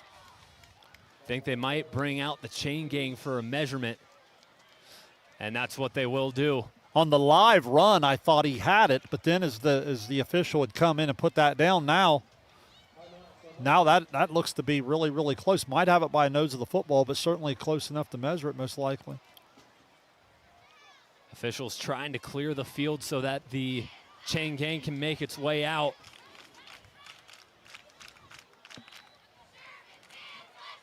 What a big measurement here in terms of the momentum of this game. 9 minutes go third quarter. You just don't know how many possessions you'll get throughout the second half. Here's the measurement right now. It looks like he's short, and he is. Big stop by the Unioto defense. Inches short of the line to gain, and another huge turnover on downs for Unioto. Well, again, the Unioto defense, we highlighted in our pregame coverage, coming in only giving up about 3 points a night. And, you know, they come right out of the second half. Zane Trace has it on the positive side. And what do you get out of the Unioto defense? You get a turnover on down. So no harm done on the special team miscue. Now Unioto will come out and let the offense go to work. Once again, this Unioto defense bends, but it does not break. And now the Shermans offense has a chance to capitalize. They'll start at their own 23. Coy takes a snap, hands it off to Braden. Braden trying to work his way to the outside, and he goes down. Blake Brower and Evan Miner teaming up on that tackle. Stop Braden about a yard behind. If you weren't with us at halftime, Braden was 7 carries, 37 yards in the first half there. Another loss of 1 on that run. And so far, if you're Zane Trace, you've got to feel pretty good about the way you've contained the run. Braden got loose on him on that one drive a little bit there in the second quarter. 2nd and 11 from the 22. Coy will dump it out to Braden. Braden trying to get to the near sideline. Someone lost a shoe or maybe a glove in the backfield, but Braden picks up a gain of about 9 on the carry, makes it 3rd and short. Yeah, Stewart trying to set the edge. I thought it was Weingartner that doing a pretty good job working on pushing him toward the sideline and allowed Braden a chance to cut it back upfield. And they're going to give him the first down. First down, yeah. Yeah, we saw Zane Trace in the first half on that long 21-play drive. Just continue to run. Work plenty of time off the clock, and you have to wonder with how Unioto's defense has been playing if Unioto's going to take the same approach on offense. There's another handoff to Braden up the middle, runs into a pile. Goes down after a gain of about a yard. Lane Reeves on the tackle. Again, Zane Trace been pretty good on first down defensively tonight. But with the Unioto offense being a little bit more dual threat, not as big a deal. I feel like for Zane Trace, they must win first down offensively from a down and distance perspective. Unioto a little bit more capable of playing in the longer yardage situation. 2nd and 8 at the 35. Coy dropping back. He's got a pass complete to Jackson Zikafus on the sideline and immediately taken down on the catch by Gunnar McCullough.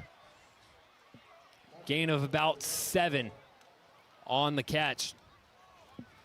Yeah, similar to the first catch of the night for Zikafus, and you say, why the soft coverage? Why so easy pitch and catch? Well, remember, Zikafus showed the ability to run by you earlier in the evening for the 28-yard touchdown, so that's that give and take a little bit on how aggressive McCullough wants to be there. 3rd and 4. Jack Welch and Levi Beam out wide on the far side. Beam motions over. Coy fakes a give, rolls out. He's got a wide open David Long, complete for a first down across midfield. Same play design from earlier when Coy connected with Long for a first down. They do the same. Yeah, identical. We had 2 catches, 29 yards first half. They go back to him here. Another big play. Used the play fake on the inside. I like when they get Coy outside just a little bit and get away from some of the size of the pass rush and the ability to throw over the line. Zane Trace, we've seen that on film. Really, really tall and athletic when you try to throw over the middle on him. Empty backfield on 1st and 10. Trips on the near side. Coy completes a pass to Levi Beam. Beam cuts it up the middle, gets a first down, and creates a pile. He gets pushed forward, still won't go down. Late whistle from the officials, but not before a first down pitch and catch to Levi Beam, and the Shermans moving right down the field. Beam's first catch of the night. He's just so good in the open field. You've got to be able to create ways to get him the ball in space. They'll use him on a lot of pre-snap motion, and he'll be used as a decoy a lot of times. They will hand him the ball off that a little bit. But I like him in the slot there and the ability just to put the ball in his hands and let him see if he can get some yards after the catch. 2 catches for 40 yards for Levi Beam last week in the win over Adina. 1st and 10 at the 31.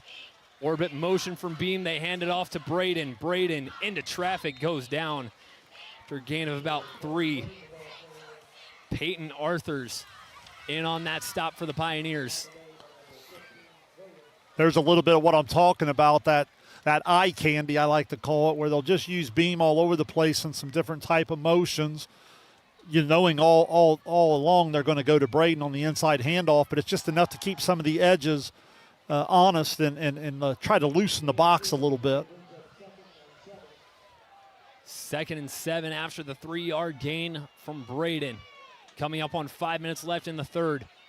Coy gonna keep it, fakes the toss, still gonna keep it. Coy still up and gets the first down. Speed option from the Shermans results in Isaac Coy keeping it himself to move the chains. Yeah, good ball handling, good feet from Coy there. Stays active in the hole, good read. Turns it upfield, gets about, what would you say, about 8 there. That was only his 3rd run of the evening, I believe. Unioto back in the red zone. Their last trip this far, they were backed up with some penalties, still found the end zone. Let's see if they can do it a little more cleanly on this drive. 1st and 10 at the 19. Coy fakes the give, end around to Beam. Beam to the sideline, taken down after a gain of about 4. Gunnar McCullough and Peyton Arthurs in on the stop. Again, Shane, some pre-snap eye candy there. They use Levi Beam once again. This time they hand it off to him on the end around. They'll call it only a gain of 2. Well, and again, that's why you have to honor it, because we've watched him be able to take that and make some plays with his speed. What you're starting to see is a little bit of the depth of Unioto, a little bit of the balance. We've seen Coy as a runner. We've seen Coy as a thrower to Zikafus, the Beam, the long. Now they use Beam in the run game. So you start to see the versatility in the play calling. 2nd and 8 from the 18. Coy dropping back. He's got a man open, complete. Jack Welch on the outside. Gain of a few yards, taken down at about the 13-yard line. 3rd and 2. Yeah, big play here. Now keep in mind, as I've said all night, Matthey's always your weapon in your back pocket to push this to 2 possession if you need it. But you know, if you're Coach Hoops, you'd really like to move the chains here and not have that 4th down decision to make. Especially with how Unioto's defense has stood its ground tonight. A score here for Unioto makes it that much harder on Zane Trace. 3 minutes to go in the 3rd. 3rd and 2. Touch pass to Zikafus. Zickafoos trying to get to the outside. He can't get there. Stopped behind the line. Grady Stewart, the first one to slow him down, and his teammates in on the cleanup duty, brings up 4th down. I would be shocked if he doesn't go to Matthew now. And the only reason I say that is the way your defense is played, it gives you a chance to put Zane Trace down 2 possessions and really start to put some pressure. But it looks like he's still talking to his quarterback. Let's see what they got in mind. They had Matthew trotting over from the practice kicking net. They'll leave Coyne the offense out there. Loss of 3 by Zickafoos, 4th and 5 at the 14. They went hard count earlier in the first half before punting. Let's see if they really snap it and go here. Looks like formation-wise they're ready to go. Coy in the shotgun. Coy drops back, fakes a pass, going for Zickafoos again. Zickafoos with the catch. Touchdown. What a big-time play call, big-time execution. Coy with a great pump fake. Give the offensive line a lot of credit. When you're going to do a double move like that, you got to have a little extra protection, and Zickafoos gets behind one more time, and on a 3rd and 17 earlier in the night, this time on a 4th down, gutsy call, and they deliver, certainly not a knockout punch, but certainly in control of the football game now. Second time Coy and Zickafoos have connected for a score. Matthew for the extra point, it's blocked. And no return by the Pioneers. That'll leave the score at 13-0 with 2:02 remaining in the 3rd quarter. A 14-yard score from Jackson Zickafoos extends it to 2 scores. You're watching the Kingston National Bank Game of the Week on Southern Ohio Sports Authority, presented by Ohio Health. Richer. Countless nights in the garage. 8 shiny new pistons. 1 very happy 16-year-old granddaughter. And 2 years since starting cancer treatment at Ohio Health.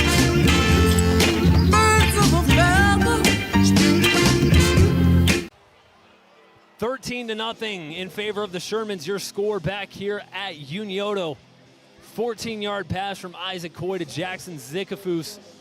Beautiful route, they hitch and go from Zickafoos, and he made an outstanding catch in the back of the end zone, hauling in his 2nd touchdown of the night.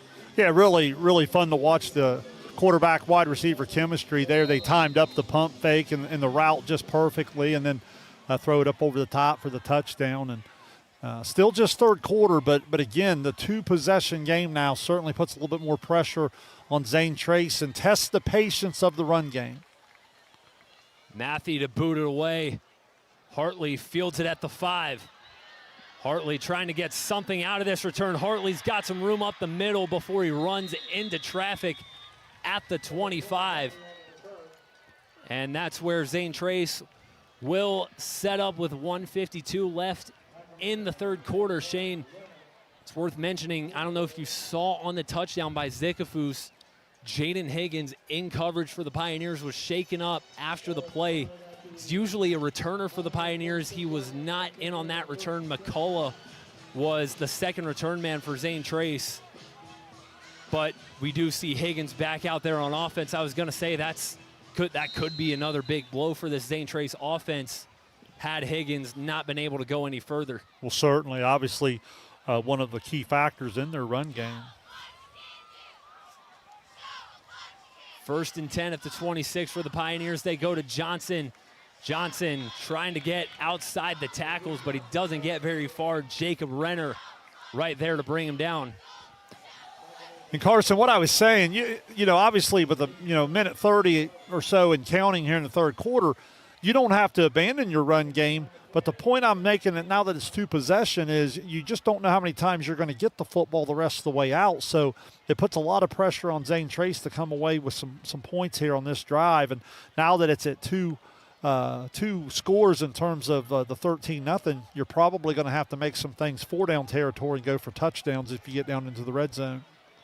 Minute 10 left, 2nd and 9. McCullough fakes the give. He's dropping back. He's under pressure. Tried to go for Williams in the flat. It's incomplete. I think the initial read was for Mason Hartley on the crossing route. Unioto had that read perfectly. And the second option, the check down to Williams, also not there as well. Yeah, just good communication. I was watching the Unioto secondary there. You've got Weingartner back here. You've got Zikafus. You have Strange. You have Beam, and they were all communicating across the entire route. And McCullough had to try to check it down and just didn't really have his feet under him to put anything on it. Minute 4 remaining in the third quarter, 3rd and 9. McCullough in the shotgun. Pioneers going 5 wide. McCullough drops back, taking a shot downfield for 2 men. It's incomplete. Williams and Higgins both downfield. Kind of wonder if they weren't even supposed to be that close together. But nonetheless, it's incomplete and it's 4th down. 59 seconds left in the third. Yeah, now Zane Trace 0 for 4 in the passing game, and it's going to force the punt. And a nice job by the Unioto defense to keep the momentum on their side. Low snap and another line drive punt from Hudson Williams. This one will take a Zane Trace bounce and roll out of bounds at the 26. You have to wonder on that last pass play. Late flag came in back here. We'll see what this is about. This could be interesting. Well, there's certainly contact on the punter. A lot of times what happens on the bad snap, the guy starts to come in and he treats the punter like a ball carrier at that point. But in that case, they went ahead and tried to get into the punting motion, and there was certainly contact, and now I think that's what they're going to at least talk about. But I always felt like that's a difficult spot for the defender, because when the ball goes loose, you start to treat the punter more like a ball carrier than the normal, punt block situation.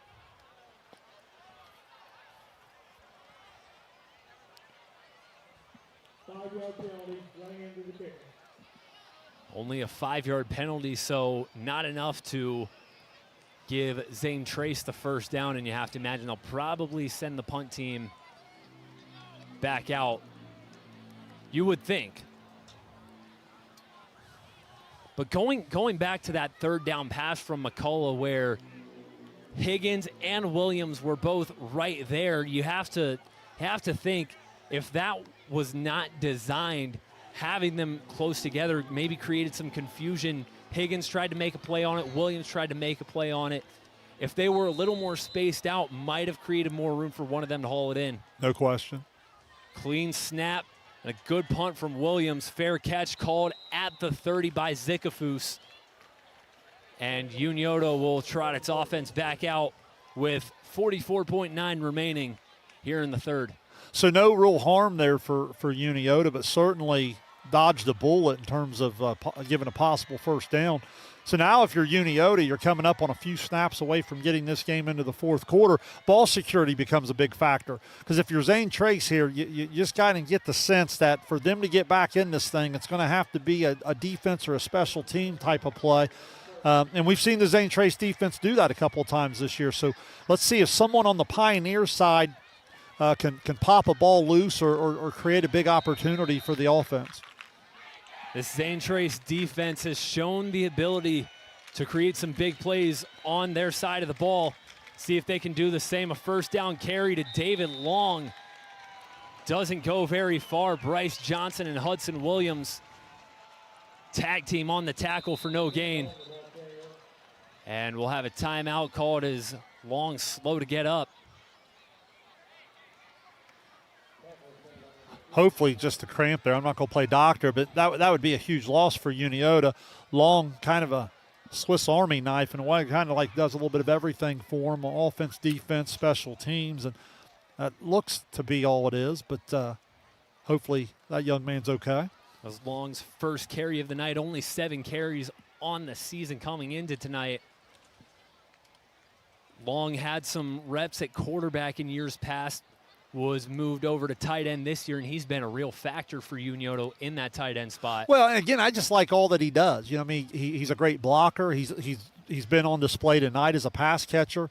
He gives you some good kicking in the special teams side of things, and obviously defensively a good versatile guy that can play the run game and help a little bit in some pass coverage. So certainly an outstanding young man and leader from what I understand, and certainly would be costly if he wasn't able to continue.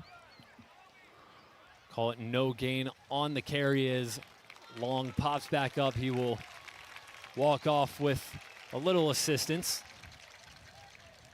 We hope to see him back on the field at some point tonight.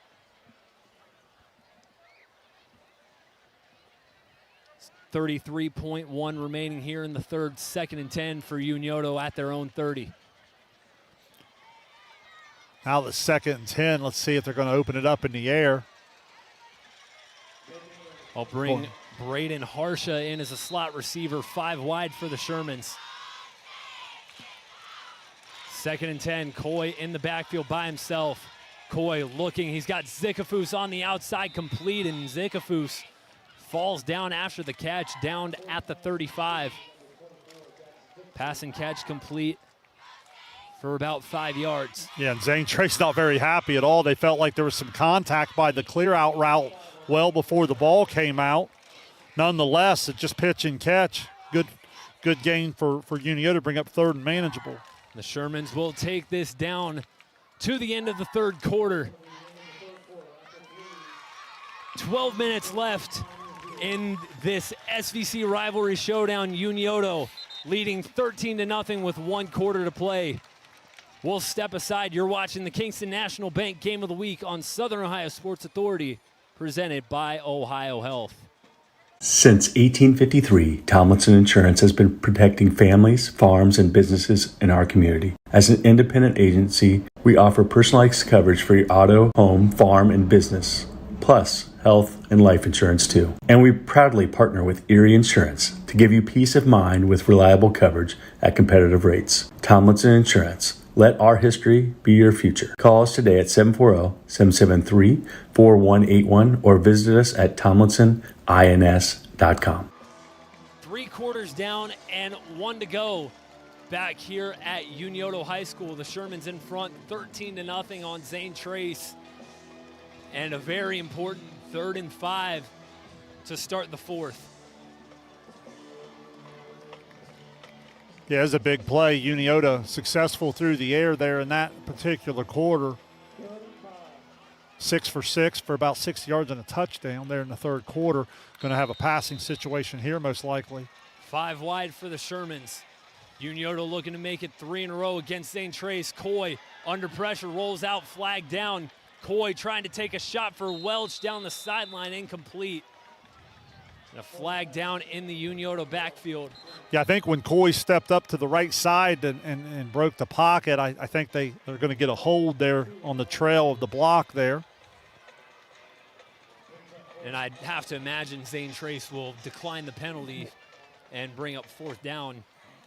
Yeah, I would think so. That would probably at least put the pressure on Unioto on a 4th down call here to see what they're going to do. Over the years, I know Coach Hoop's really aggressive, but it's one of those situations here where it's just the right call the way your defense has played all year. I mean, you're working on your 4th shutout of the year in week 7. And so it's one of those where you kick it on out of here and trust. Now, did Long come back off of the sideline there? Are they going to go with, is that Beam? That is going to be Bryce Derringer, the 6-foot senior, to boot it away. Grady Stewart to return for the Pioneers.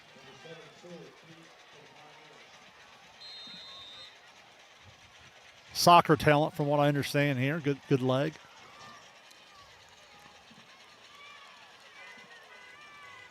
Line drive kick.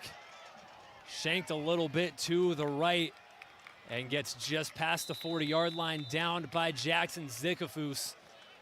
And now Zane Trace, 17 seconds into the 4th quarter, will bring its offense back out. You got another flag back here.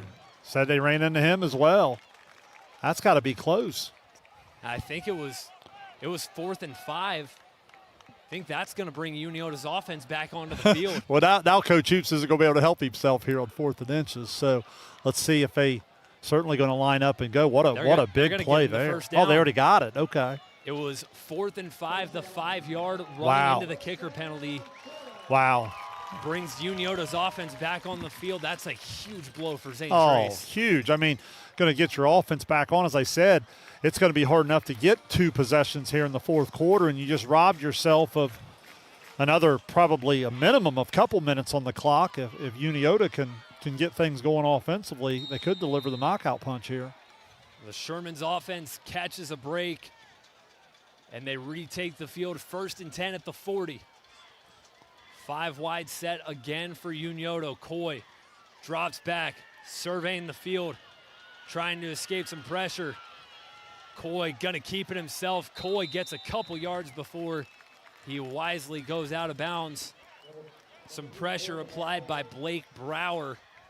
And Coy got a nice gain out of that. They'll give him about 5 on the carry. Yeah, he really did. Once he turned the corner there, he kind of tiptoed the sideline a little bit, and I thought he was only going to get a couple. Ends up getting probably about 4, maybe 5. Give him 4 on the scramble, 2nd and 6. Better job of the offensive lineman to let up there. That was where the hold came in earlier. That time they realized their quarterback was out of the pocket, and they kind of let up a little bit more. Empty backfield again for Coy. Coy looking, that pass intended for Cody Braden in the slot. It's incomplete through his hands. And another 3rd down for this Unioto offense.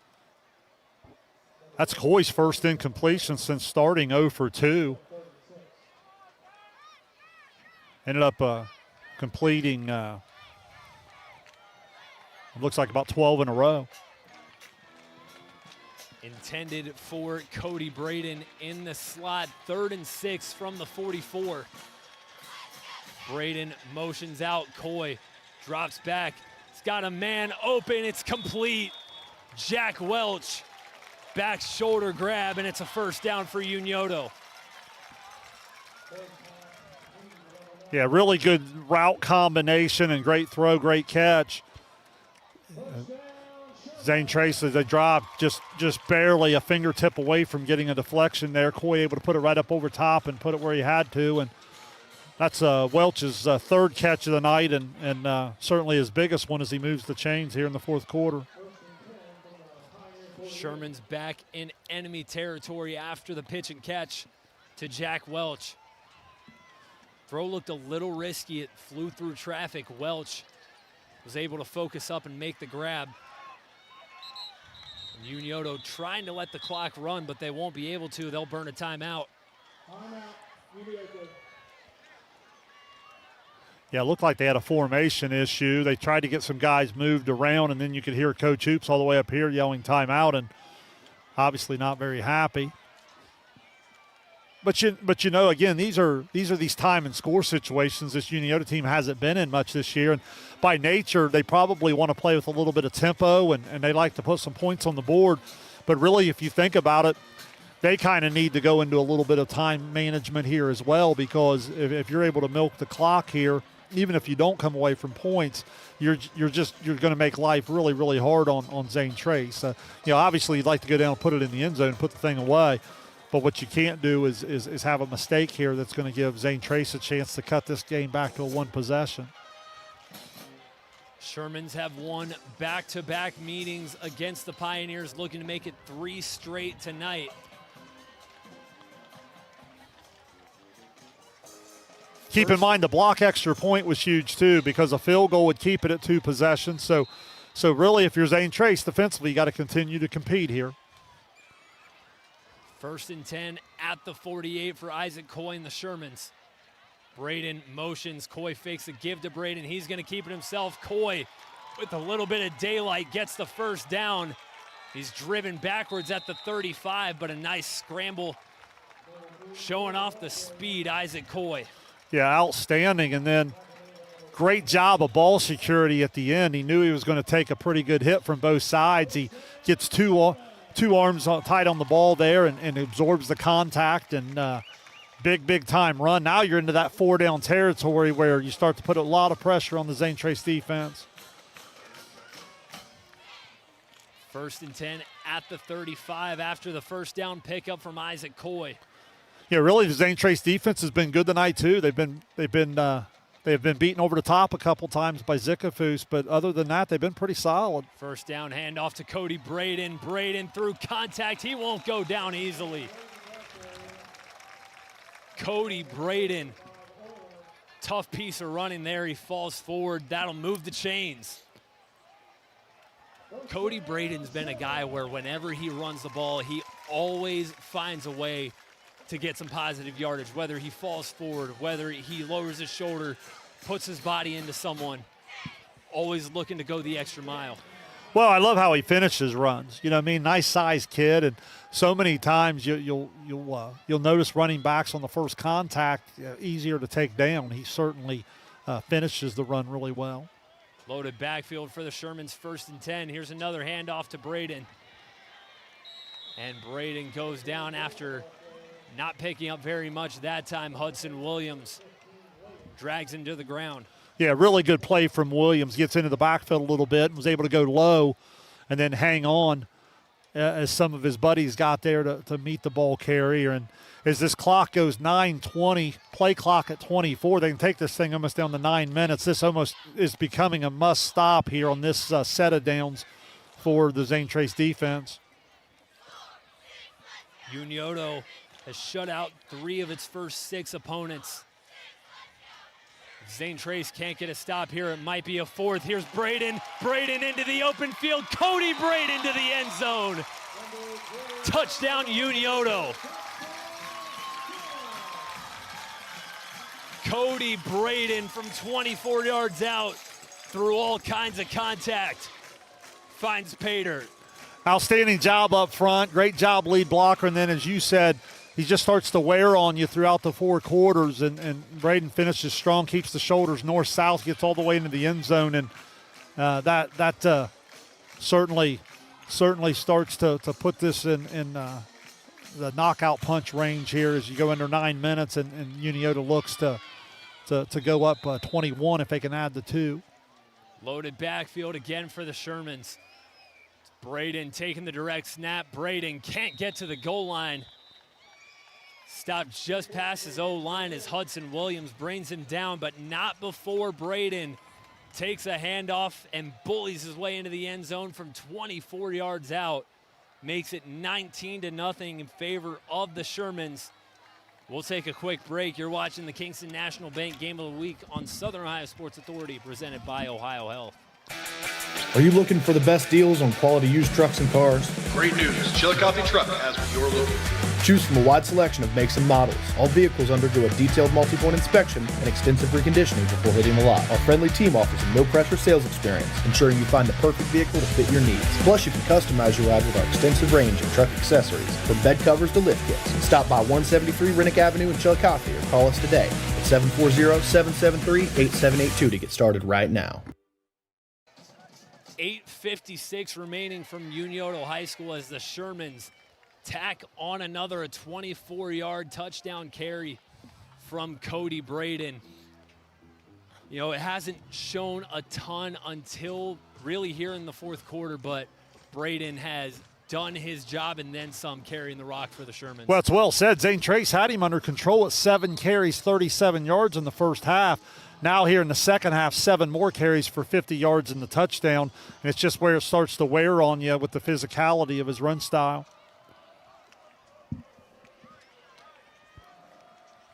The 16th touchdown on the year for Cody Braden. Matthew boots it away for Unioto, fielded by Hartley at the 7. Hartley trying to navigate, runs into a double team, and he can't come out of it. Judah Zikafus on the kickoff coverage makes a stop at the 25. Unioto's been really good in their kick coverage tonight. Watching Zane Trace on film this week, they've really had some big plays in the return game and just haven't been able to find a seam here this evening. Now, if it wasn't already, it's now or never time for the Zane Trace offense. They've moved the ball well at times, just have not been able to convert. Been in the red zone twice and came away empty-handed. Well, as athletic as they are at skill position, this just isn't how they're made, and it really is going to force them to put the ball in the air. Here's a first down carry to Higgins. Higgins trying to get to the outside, breaks free. Now he tries to cut it back, runs into the official, and goes down for a huge loss. Not what you want at all if you're Jaden Higgins, and our head referee is down after running into all 180 pounds of Jaden Higgins. Yeah, that's an unfortunate situation there, and you hope everybody's okay. Obviously, that play was going to the right, and then just out of nowhere comes all the way back, and you got a bunch of bodies in that area, and certainly took a pretty good shot. Hope everybody's okay there. I'll call it a loss of 15 yards on the carry from Higgins. It, really looked like Higgins could have had a chance to get something out of that when he cuts it back, but really just went from bad to worse, especially after the mishap of running into the head ref. Well, you're in a situation, too, where the score starts to really put you in a tough situation from a play calling standpoint.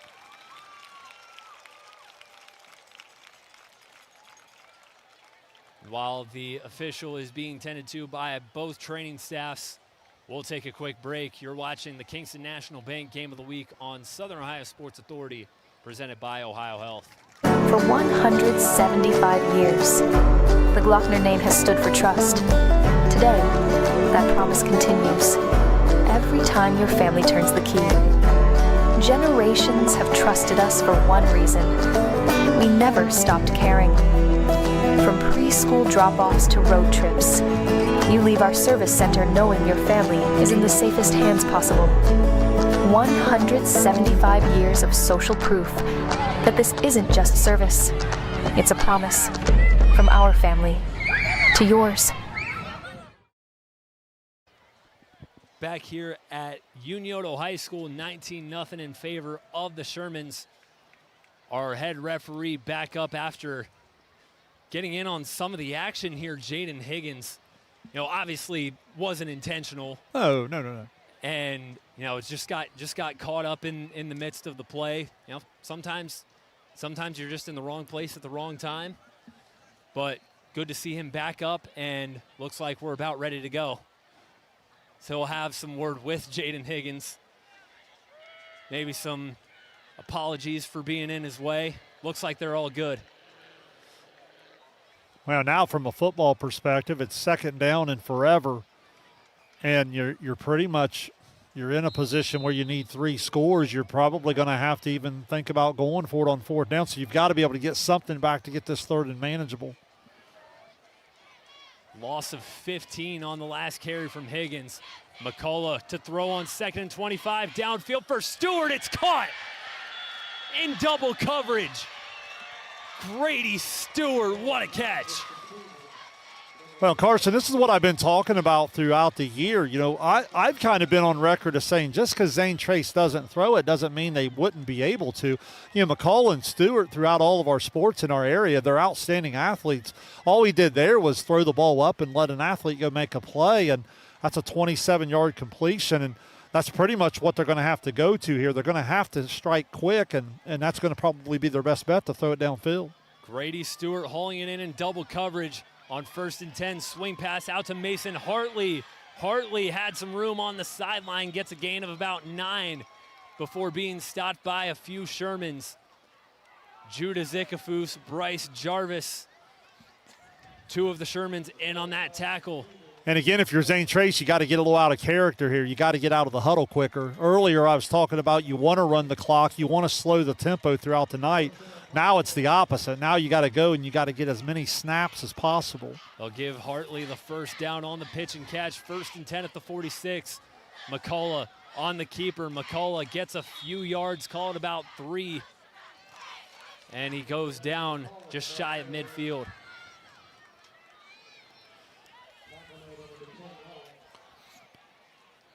Again, a little bit of life off the McCullough to Stewart pass play. Gives Zane Trace a little opportunity to stay in this thing. Stewart and Hartley out wide on the near side, 2nd and 6. McCullough fakes the give. He's going to keep it again. McCullough doesn't get very much. Gain of about 1. Bryce Jarvis once again making the stop. Yeah, great job by Jarvis. Stays disciplined off of the read option there and plays low and keeps McCullough from getting up to full speed. 3rd and 6 at midfield. Empty backfield for Gunnar McCullough. McCullough fakes the draw, swings it out. Stewart's going to fire downfield for Euler. It's incomplete. Some trickery in the works for the Pioneers. Comes up just short, and that brings up 4th and 6. I like the play design, just Zane Trace unable to execute. Well, you obviously got to pull it all out of the playbook at this point, and that's what they were trying to do there to take their shot. Now, any chance to stay in this one, they're going to have to be able to figure out a way to get 6 yards here. 4th and the ball game for Zane Trace. McCullough drops back, looking for Stewart on the sideline. It's caught. First down, Pioneers. McCullough to Stewart once again on a crucial play to move the chains and give Zane Trace a little more life. Yeah, McCullough find a little rhythm here now. After starting 0 for 4, he's 3 of his last 3, and Stewart seems to be the favorite target. And again, you got to get right up on the ball. Now that ball went out of bounds, so you're fine here. But if you're getting tackled in play, you just got to pick up your tempo just a little bit.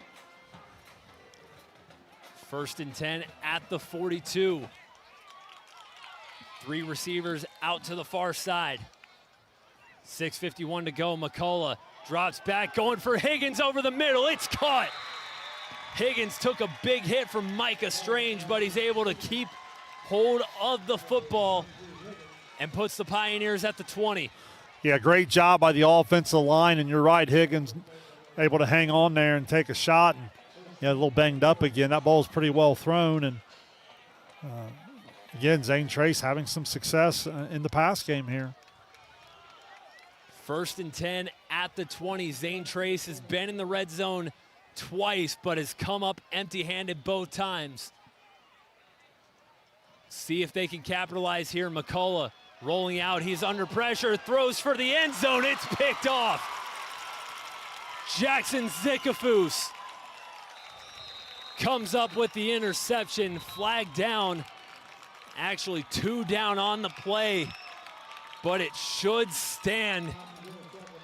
And Zickafoose likely sealing the deal in this one. Yeah, I think everything from the flag standpoint is going to be after the interception. And what about Jackson Zickafoose?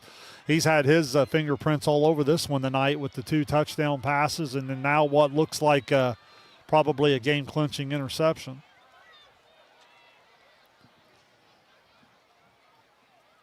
The officials out to discuss the ruling.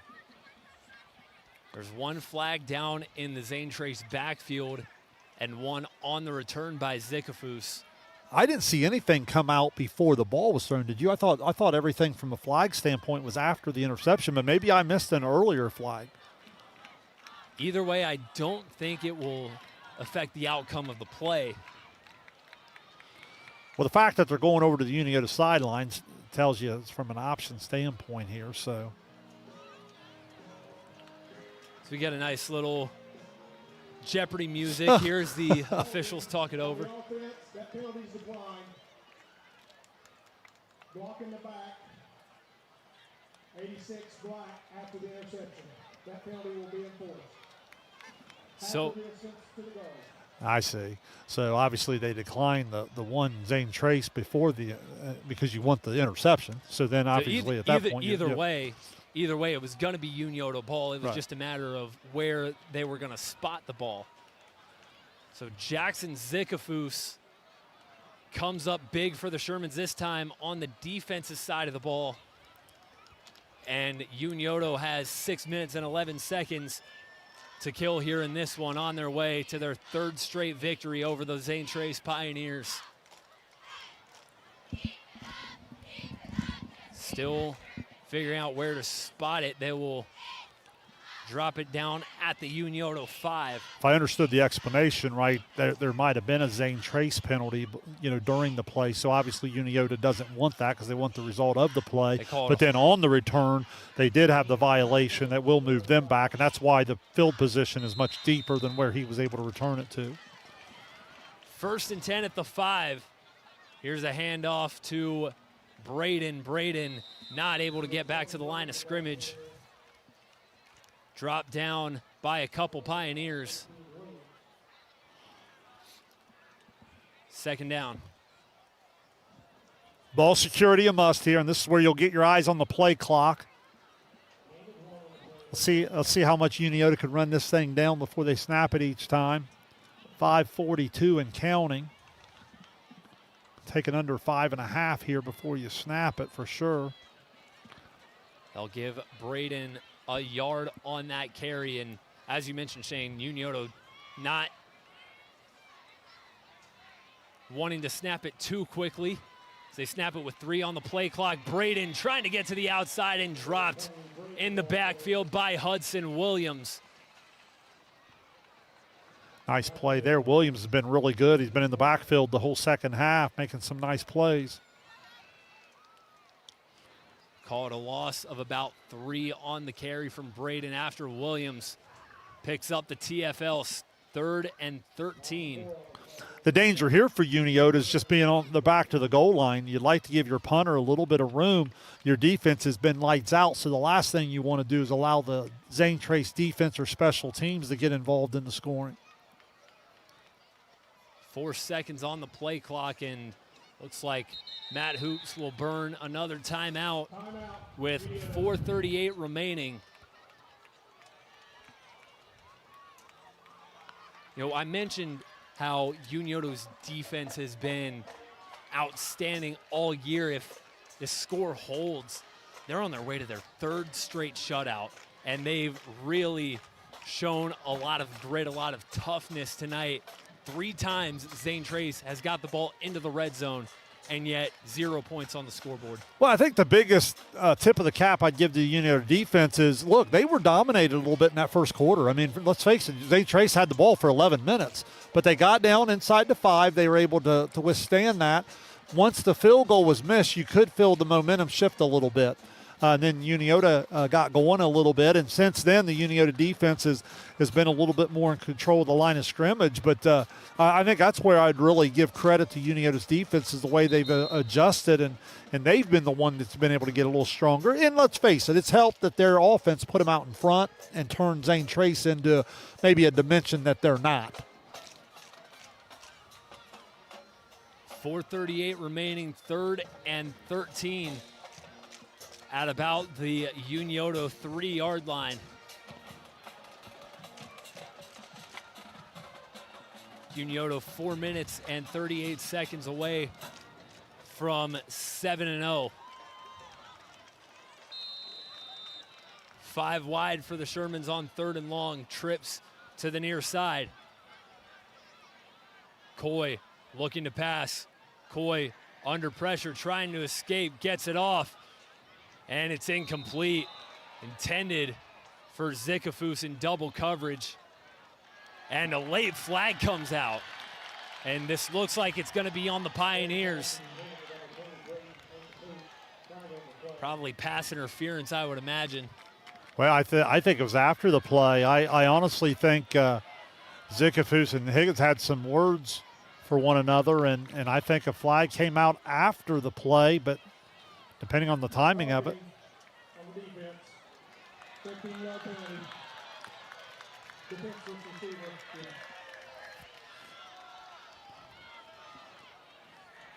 Yeah, so I think what happened was after the play, you had both sides exchange some words, but then I think maybe a little bit more of the mannerisms. I'm not sure. They both sides were definitely sharing some words back and forth with each other, but the flag came out probably from the other hash mark over, so I think it had more to do with the mannerisms than anything. But nonetheless, what a big call, because you go from trying to snap a ball and punt it from the back of the end zone to 1st and 10 and getting an opportunity to run more snaps. Yeah, and that's not the first time tonight where we've seen Zane Trace get a stop on 3rd down, or 4th down for that matter, but a mental mistake puts Unioto's offense back on the field. Yeah, whatever it was certainly can't happen. Here's a 1st down carry from Braden, gets a couple yards before being dropped by Peyton Arthurs, and that clock continues to run.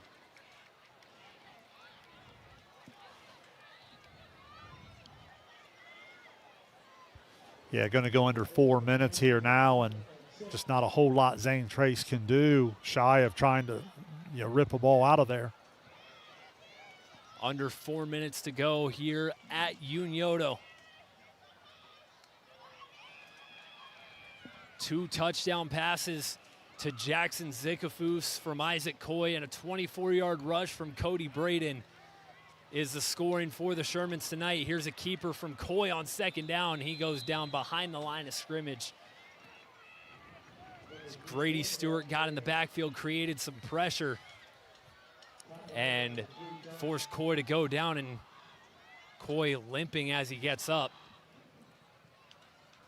Yeah, took a pretty good shot there and good ball security, but if he's not feeling very good, I would think this will be a handoff. But then again, I thought 3rd and 12 from the end zone was going to be a handoff, and they threw it downfield. 3rd and 9, Coy staying in the ball game. Play clock down to 5. And Matt Hoops will burn his 3rd and final timeout of the night with 2:56 remaining, as he'll want to set up one final 3rd down play to all but put the exclamation point on this one. Well, that's, again, making sure everybody's on the same page. You just wonder there if they question just how healthy Coy was. You don't know what the play call was. If the play call was a pass play, and all of a sudden your coach Hoops, before the ball snapped, and you see your quarterback struggling to stand up on 2 feet, that might be something you want to rethink. So I certainly don't want to risk something bad happening in terms of the turnover. And definitely want to give him some more time to recover from that last play. Obviously, see him still walking gingerly back out there onto the field. You just want to make sure that no further damage is done, because you want to have him for these last 3 weeks of the regular season and going into the postseason as well. Oh, no question. Isaac Coy completed his first season as a varsity starter last year, and he's picked up right where he left off for the Shermans this season. Has them 2 minutes and 56 seconds away from a 7-0 start. 3rd and 9 from the 18. And a false start on Unioto, and some physical play there. They were ready to go as if the ball was snapped. They say if you make a mistake, you make it going 100 miles an hour, and that's pretty much what that was. Dylan Stanley and Donzel Newland both moving a little early.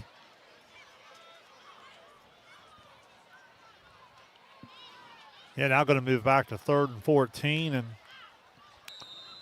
I am intrigued by see if Unioto is going to put it in the air again. Again, they've stayed pretty aggressive here on some previous 3rd downs, deep with their back up against the goal line here.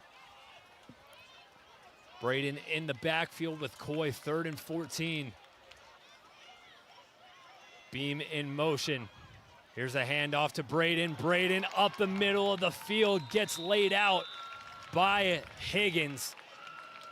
Short of the line to gain, but a good carry by Cody Braden. Needed 14, ended up getting probably around 12. Going to bring up 4th and 2, and let's see if Unioto, I assume, will punt it out of there, but let's see what they decide to do. 2.5 minutes remaining. Isaac Coy still out on the field. Only 2 yards to go. I think Unioto is going to go for it. 10 on the play clock. They hurry to the line. 5 on the play clock, 4th and 2 at the 25. Shermans go 5 wide. Coy.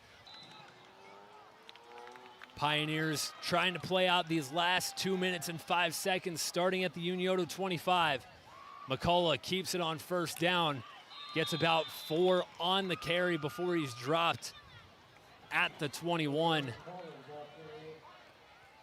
Jacob Renner in on the stop. We're under 2 minutes left in the ball game.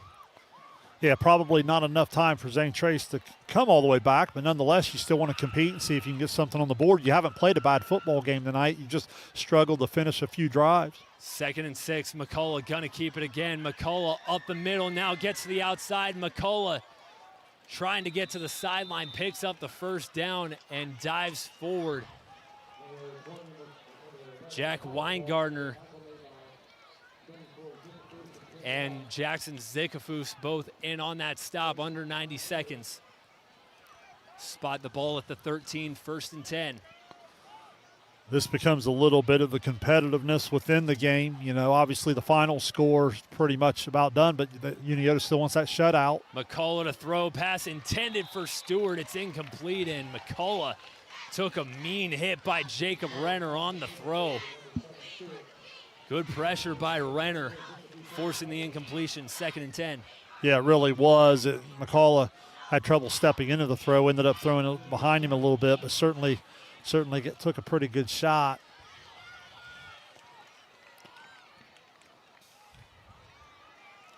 Minute 16 to play, 2nd and 10 from the 13.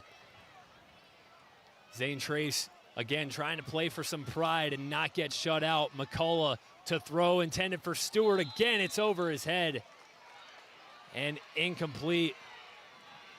Once again, Unioto's front 7 getting some pressure on McCullough, forcing some errant passes. Yeah, now comes up on the 3rd down, and let's see here if they can get McCullough maybe out of the pocket. You know, there on the snap, Unioto obviously just teeing off and coming after the quarterback. Let's see if they can move McCullough just a little bit. And as we know, he's a threat with the feet if something would present itself to the edge. We've seen McCullough roll out in some passing plays a few times tonight. 3rd and 10 from the 13. McCullough rolls out, fires, and that pass is picked off. Judah Zikafus will seal the deal for the Shermans. Goes down in the end zone for the touchback. And that will all but wrap it up for the Shermans with 1:04 to go. Yeah, just a really impressive performance from the Unioto defense. And I think that's where a lot of Coach Hoops' offensive confidence on the play calling comes from is, you have that type of defense that you just believe that they're going to get the stop no matter where the other team gets the ball. And they're able to get a couple interceptions here in the 4th quarter to put things away, and looks like they'll go victory formation. And talk about the effort from this Unioto defense. 4 times Zane Trace was in the red zone, and they gave up 0 points. As the Unioto crowd jamming out to Sweet Caroline as they are seconds away from celebrating another victory, their 3rd straight over Zane Trace. They'll move to 7-0 on the year. Yeah, it's just been an outstanding football game. I thought Zane Trace had come out and played pretty well in the 1st quarter, and they just didn't have anything to show for it. And when they weren't able to finish that first drive or that second drive and get the field goal out of it, from that point on, Unioto got the offense going. And once Unioto pushed it out to 2 possession, that was a little bit too much of an uphill climb for Zane Trace. That will wrap it up from Unioto. The Tanks are rolling to a 7-0 record and their 3rd straight against Zane Trace. 19-0, the final score for the Unioto Shermans. Unioto moves to 7-0 on the year. Zane Trace falling to 5-2.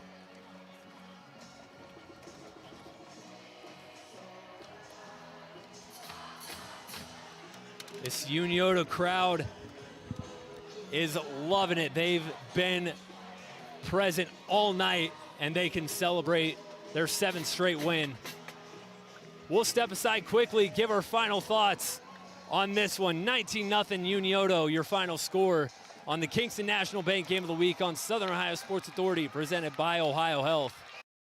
This broadcast is brought to you in part by Willie & Son Trucking. Willie & Son Trucking has been a proud supporter of local student athletes, coaches, and athletic programs throughout its history. Be sure to look out for the Shack Athlete of the Week presented by Willie & Son Trucking each week at sosaohio.com. Glow Fiber is now in Ohio. And with gig speed fiber internet, we're keeping things real. As in real reliable speeds. Real people who really want to talk to you. Not to mention, real simple pricing. Switch to Glow Fiber today to get real fast, real reliable fiber internet and your first month free. Glow Fiber is here. Welcome to Glow Ohio. Call 1-833-WANT-GLOW or visit glowfiber.com to switch today. Your final score from Unioto High School, it's the Shermans with a 19-0 win over the Zane Trace Pioneers. Unioto pitches its third straight shutout. They move to 7-0 and pick up their third straight win over the Pioneers.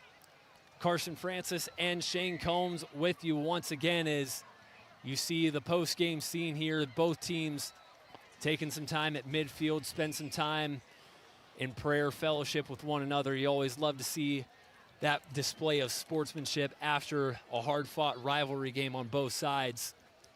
And, you know, even though it was a 3-score game, you gotta admit that was a great game played on both sides for the most part. I thought it was a really competitive game. I mean, really, until Unioto delivered the knockout punch of the third possession, I thought it was a really competitive game. And you see this scene at midfield, and you know what happens is there's a lot more respect in this rivalry and a lot different things than there once was. You know, I mean, if you go back over the years, I think sportsmanship's come a long way. I've been on record of saying that as well. I think we have a lot more of this type of thing in sports now, and it's a cool thing that you see in sports. And when it comes to competition, you're trying to beat one another to death, but then when it's over, and you have great respect for your opponent. So, and what's neat about this matchup is these guys go separate in the postseason. So they're both teams that have opportunities to be really dangerous week 11 or week 12, depending on where they get in. But I still feel like Zane Trace have an opportunity to make the playoffs if they can win out from this point. Obviously, Unioto's in the driver's seat to maybe even have a home game and take a week off. But both present some things that would be very, very dangerous in playoff football. And I still think some improvements will be made on both sides as well between now and then. Talk about, again, the effort from this Unioto defense. Zane Trace in the red zone 4 times tonight, and Unioto's defense held them to a goose egg on the scoreboard. Well, I want to clarify something I said earlier. I said that Unioto's defense was dominated early. I mean, would you agree? I mean, there was 11 minutes of time of possession, like 20 plays. 21-play drive, and it resulted in a missed field goal for Zane Trace. So I'm not saying dominated on the scoreboard. Obviously, they didn't give up a point. But I'm saying in that first quarter, Zane Trace had come out and did exactly what they wanted to do. Now, once they had the penalty, once they had the missed field goal, then Unioto started to kick it in gear. And I thought the difference in the game throughout the second and third quarter, Carson, was when Zane Trace got themselves in trouble, they didn't quite have the two-dimension offense to work their way out of it. Where when Unioto got themselves in a fit, they were able to go up top Zickafoos on the 3rd and 17. Well, then the second one, remember, was a 4th down gutsy call. I was thinking, hey, do you want to kick a field goal? Do you want? No, they want to go a little stop and go and throw it up over the top. And that ended up being huge to be able to push it to a 2-score game. Unioto with the win moves to 7-0. 2 passing touchdowns from Isaac Coy to Jackson Zickafoos. That connection was gold all night long, and then Cody Braden put the icing on the cake with a 24-yard touchdown run in the 4th quarter. Yeah, on the stat sheet, what jumps out to me, Coy up over 100 yards with the 2 scores. He started 0 for 2, Carson, and then he completed 12 straight balls. And in that mix included those 2 big throws to Zickafoos. But he was able to get, Zickafoos involved. He had the 5 catches on the night, had the 2 touchdowns. Welch had 3 catches. Beam had a catch. I thought Long was impressive with about 3 catches. So a lot of guys involved. Well, then into the second half, particularly that 4th quarter, you're able to get Braden going. Remember, Braden at halftime only had 7 carries, 37 yards. He ends up unofficially about right at 101 on that last a 12, 13-yard run that he had, and then he too had the touchdown. So nice balance from a Unioto. Unfortunately for Zane Trace, their stat sheet looked really, really good at halftime on the rushing side in terms of what they wanted to do once they started to fall behind. McCullough did have a little success with some balls downfield to Stewart. But overall, just really, they struggle in the passing game. Again, that's not who Zane Trace is, although I will say as they get closer to playoff, if they can work that in off of their run game, I still think there's a little bit there with some of the skill kids they have. Obviously, they're going to be a team, their bread and butter is running the football, but I do think there's some things there in their skill kids with the athletes they have to where they can, and you and I saw that in the Piketon win a couple weeks back. Both of these teams will have 3 weeks remaining in SVC play. For Zane Trace, they'll travel to Southeastern next week before finishing the season at home, back-to-back games with Paint Valley and Adena. For Unioto, they'll travel to Paint Valley next week and then to Southeastern in Week 9 before wrapping up the regular season here at home against the Westfall Mustangs. Well, and again, what I would say, if you're Zane Trace and you can take care of business at 8-2, I would feel like you'd still have an opportunity to play Absolutely. into Week 11. Yeah, it may not be in the top 4, but certainly into Week 11. And I would call Zane Trace a really dangerous opponent there, because if the weather does start to turn and it gets a little colder and some of the things Zane Trace does would travel well into playoff football, particularly with how physical they are in the trenches and their ability to run the football. If you're Unioto, you've got to continue to just get better. You've got to continue to be your own standard. You got to continue to work to clean some things up. And if you can, again, the number one thing that I think they have this year that maybe they haven't had quite as much from a playoff perspective is the dominant defense. They've always been pretty athletic on defense, but this defense brings a little bit more physicality to it. They play the run pretty well. They have good athletes in the secondary. They have good depth. And then they're really good on special teams. So, From that aspect, Carson, I think that's probably something that gives them great optimism into the postseason. Shane, before we sign off tonight, I want to give a special shout-out at the request of Unioto head coach Matt Hoops to Neil and Vera Radcliffe, both 88 years old, and watching tonight. Coach Hoops told me before the game that they have been to more Unioto sporting events than anyone he knows. They were watching from home tonight, couldn't make it out, but Coach Hoops wanted me to make sure that I gave them a shout out for tuning in tonight. Some pretty big Unioto fans, the grandparents of Matt Hoops. Well, I can assure you, those two have certainly have done that over the years. They bleed the purple and gold. And also. Personal fact, my great aunt and uncle as well. So giving some family some shout outs there as well. But we want to thank all of you tonight for tuning in as well. From Unioto, from our cameraman Kenneth Hay and Shane Combs, I'm Carson Francis. Be sure to tune in to all of our coverage on SOSA throughout the week, and we will be back in football coverage next Friday night from call-in show tonight too. The call-in show tonight here in a few minutes. And as well as next Friday night, we will be at Spartan Coliseum in Portsmouth as Notre Dame plays host to the Eastern Eagles in an SOC1 clash. Once again, from all of us here at SOSA, we thank you for tuning in to tonight's presentation of the Kingston National Bank Game of the Week on Southern Ohio Sports Authority, presented by OHealth. Unioto defeats Zane Trace 19-0. Enjoy the rest of your evening.